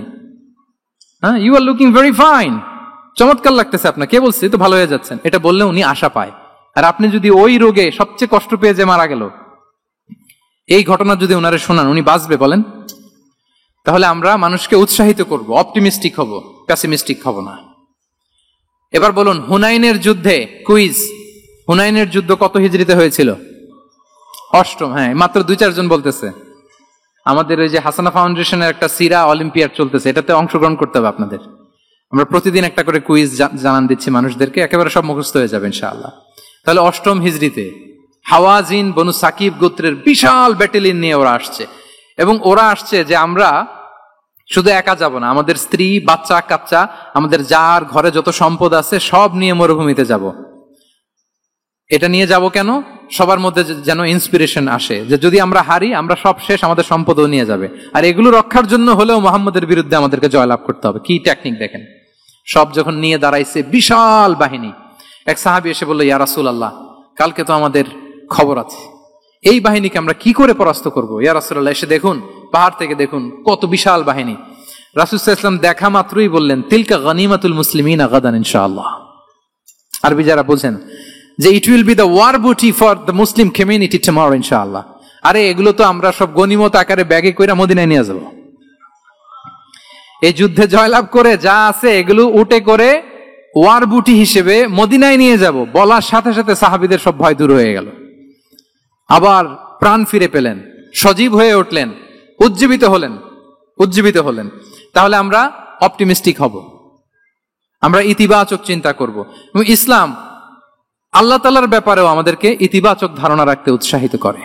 হাদিসে কুদসিতে আল্লাহ বলেন, আনা ইনদা যান্নি আবিদি বি, আমার বান্দার নিকট আমি তেমন, আমার বান্দা আমার ব্যাপারে ঠিক যেমন ধারণা করে। আপনি যদি ধারণা করেন আল্লাহ দয়ালু, ঠিকই আল্লাহ তাআলাকে দয়ালু পাবেন। এখন বলেন, আল্লাহর ব্যাপারে কার ধারণা কেমন? আল্লাহ তাআলা খুব প্রতিশোধ পরায়ণ না? প্রচন্ড রাগী, আমাদের সবাইকে জাহান্নামে দেওয়ার জন্য বসে আছেন না? তাহলে কি ধারণা বলেন তো? তিনি দয়াময়, তিনি মেহেরবান, তিনি আমাদেরকে অবশ্যই ক্ষমা করবেন। এই বিশ্বাস আল্লাহর প্রতি আমাদের সবার আছে তো? এই বিশ্বাস যদি থাকে, ঠিকই আল্লাহ তাআলাকে রহমান রাহিম হিসেবেই আপনি পাবেন। লাস্ট হচ্ছে রেজিলিয়েন্ট। শেষ, I am going to conclude my speech today. Resilient হচ্ছে যাকে থামানো যায় না, আনস্টপেবল। সংকট কাটিয়ে ঘুরে দাঁড়ানোর সামর্থ্য যার থাকে তাকে বলে রেজিলিয়েন্ট। লেগে থাকার মানসিকতা, টিকে থাকার যোগ্যতা, সহজে হার না মানার যে অ্যাটিটিউড, এটাকে বলে রেজিলিয়েন্ট মাইন্ডসেট। রাসূল সাল্লাল্লাহু আলাইহি ওয়াসাল্লামকে আল্লাহ তাআলা এই মাইন্ডসেট দিয়েছিলেন। ওনাকে হারাইতে পারছে কেউ? জীবনের সাথে এটা সেট করে নেন যে আমি কখনো হারি না, আমি হয় জিতি নয় শিখি। আমি কখনো হয় জিতি নয় শিখি। এই মাইন্ডসেট যদি গ্রো করেন, আপনার হারাইতে পারবে কেউ? পারবে না। রাসূল সাল্লাল্লাহু আলাইহি ওয়াসাল্লাম, he was unstoppable, having unbelievable সবর। ধৈর্যের পাহাড় নিয়ে, আনস্টপেবল অ্যাটিটিউড নিয়ে তিনি শুধু সামনে গিয়েছেন, পেছনে যান নাই কখনো। সীমাহীন কষ্ট আর সংগ্রামের মধ্য দিয়ে গিয়েছেন, থামাতে পারে নাই ওনাকে কেউ পারে নাই। ইয়াতিম হিসেবে জন্মগ্রহণ করলেন, পৃথিবীর আলো দেখবার আগে বাবাকে হারালেন, ছোট বয়সে মাকে হারালেন, পরে দাদাকে হারালেন, এরপর চাচাকে হারালেন। শিয়াবে আবি তালেবে জেল খেটেছেন 3 বছর। Physical torture, mental torture, life threat, হত্যা করার ষড়যন্ত্র হয়েছে। আল্লাহ তাআলা বলেছেন, আজ রাতে হিজরত করো। ব্ল্যাক ম্যাজিক করা হয়েছে। লাবিদ ইবনুল আ'সাম, এক ইহুদিদের মিত্র, ওনাকে ব্ল্যাক ম্যাজিক করেছে। মারার জন্য খাদ্যে বিষ মিশিয়ে দেয়া হয়েছিল। বাজুর মাংস, খাসির বাজুর মাংস পছন্দ করতেন। খাইবারের এক ইহুদি নারী এই ছাগলের এই মাংসের মধ্যে বিষ দিয়েছিলেন। ইহুদিদের পক্ষ থেকে betray, treachery, conspiracy and what not, কি বাকি ছিল বলেন? ষড়যন্ত্রের এমন কোন ধরন ছিল না যেটা তারা বাকি রেখেছে। কিন্তু রাসূল সাল্লাল্লাহু আলাইহি ওয়াসাল্লামকে কি থামানো গিয়েছিল? বলেন, থামানো গিয়েছিল? গোটা বিশ্বব্যাপী উনি ছড়িয়ে দিয়েছিলেন, লা ইলাহা মুহাম্মাদুর, so nothing can stop him. আমাদের যে লক্ষ্য, ওই লক্ষ্য পানে আমরা পৌঁছবই, আমাদেরকে কোনো কিছু থামাতে পারবে না ইনশাআল্লাহ। বলেন, আমরা আমাদের লক্ষ্য পানে, মানজালে মাকসাদে দৌড়ে দৌড়ে যাব। আমাদেরকে থামিয়ে দেয়া হলে আমরা হাঁটতে থাকবো, সেখানে আমাদেরকে আঘাত করা হলে আমরা হামাগুড়ি দিয়ে সামনের দিকে যেতে থাকবো, সেখানেও থামিয়ে দেওয়ার চেষ্টা করা হলে আমরা আমাদের মঞ্জিলে মকসিদের দিকে অপলক নেত্রে চেয়ে থাকবো। আমাদেরকে কেউ থামাতে পারবে? রেজিলিয়েন্ট। অনর, অটল, আনস্টপেবল, এই মাইন্ডসেটের অধিকারী ছিলেন। ফলেই তিনি লা ইলাহার বাণীকে গোটা বিশ্বে ছড়িয়ে দিতে পেরেছেন। তাহলে আমরা রেজিলিয়েন্ট হতে চাই কি চাই না বলেন? সম্মানিত শুধু মোট কয়টা মাইন্ডসেট জানলাম? 12টা। এগুলোকে আমরা নিজেদের মধ্যে ধারণ করতে পারবো ইনশাআল্লাহ। কারণ রাসূল সাল্লাল্লাহু আলাইহি ওয়াসাল্লাম আমাদের জন্য যা নিয়ে এসেছেন ওইটাই আমাদের আঁকড়ে ধরতে হবে। যেটা বারণ করেছেন ওইটা থেকে আমাদের দূরে থাকতে হবে। যে আয়াত দিয়ে শুরু করেছিলাম সূরা হাশরে, ওমা আতাকুমুর রাসূলু ফাখুযুহু ওমা নাহাকুম আনহু ফানতাহু। নবী যা এনেছে ধরো, নবী যা বারণ করেছে সেগুলো ছেড়ে দাও। আমরা আল্লাহ তাআলার কাছে কামনা করি আমার নবী ওনার যে থট প্রসেসকে ডেভেলপ করেছেন, ওনার যে অ্যাপ্রোচ এন্ড মাইন্ডসেটকে ডেভেলপ করেছেন, আমরাও যেন আমাদের মাইন্ডসেটকে ঠিক ওইভাবে করতে পারি। আমাদের রাসূল সাল্লাল্লাহু আলাইহি ওয়াসাল্লাম যেভাবে চিন্তা করতেন, আমাদের ভাবনা এবং চিন্তার আঙ্গিনাও যেন ঠিক সেই রকম হয়। আমরা সবাই পড়ি আমিন। তার মাইন্ডসেট হবে আমাদের মাইন্ডসেট। কি বলেন? পারা যাবে তো ইনশাআল্লাহ? তাহলে কয়টা মাইন্ডসেটের কথা বলেছি? 1 নম্বরে কি ছিল? God centric. 2 নম্বরে ভিশন ওরিয়েন্টেড। 3 নম্বরে উইজডম ড্রিভেন। 4 নম্বরে রিফর্ম সেন্ট্রিক। 5 নম্বর ওপেন মাইন্ডেড। 6 নম্বর এন্টারপ্রেনার। 7 নম্বর কনসিডারেট। 8 নম্বর ট্রান্সপারেন্ট। 9 নম্বর অ্যাপ্রিশিয়েটিভ। 10 নম্বর ফ্লেক্সিবল।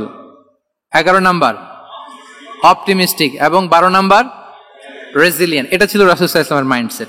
এই মাইন্ডসেট দিয়ে যদি আমরা আমাদের মাইন্ডসেটকে সাজাতে পারি, আমাদের সফলতা দুনিয়া এবং আখিরাতে কেউ ঠেকাতে পারবে। আল্লাহ তাআলা আমাদের সবাইকে কথাগুলো বোঝার ও আমল করার তৌফিক দান করুক। হাদা মা ইনদি ওয়াল ইলমু ইনদাল্লাহি আলাইহি তাওয়াক্কালতু ওয়া ইলাইহি উনীব। আসসালামু আলাইকুম ওয়া রাহমাতুল্লাহি তাআলা ওয়া বারাকাতুহু।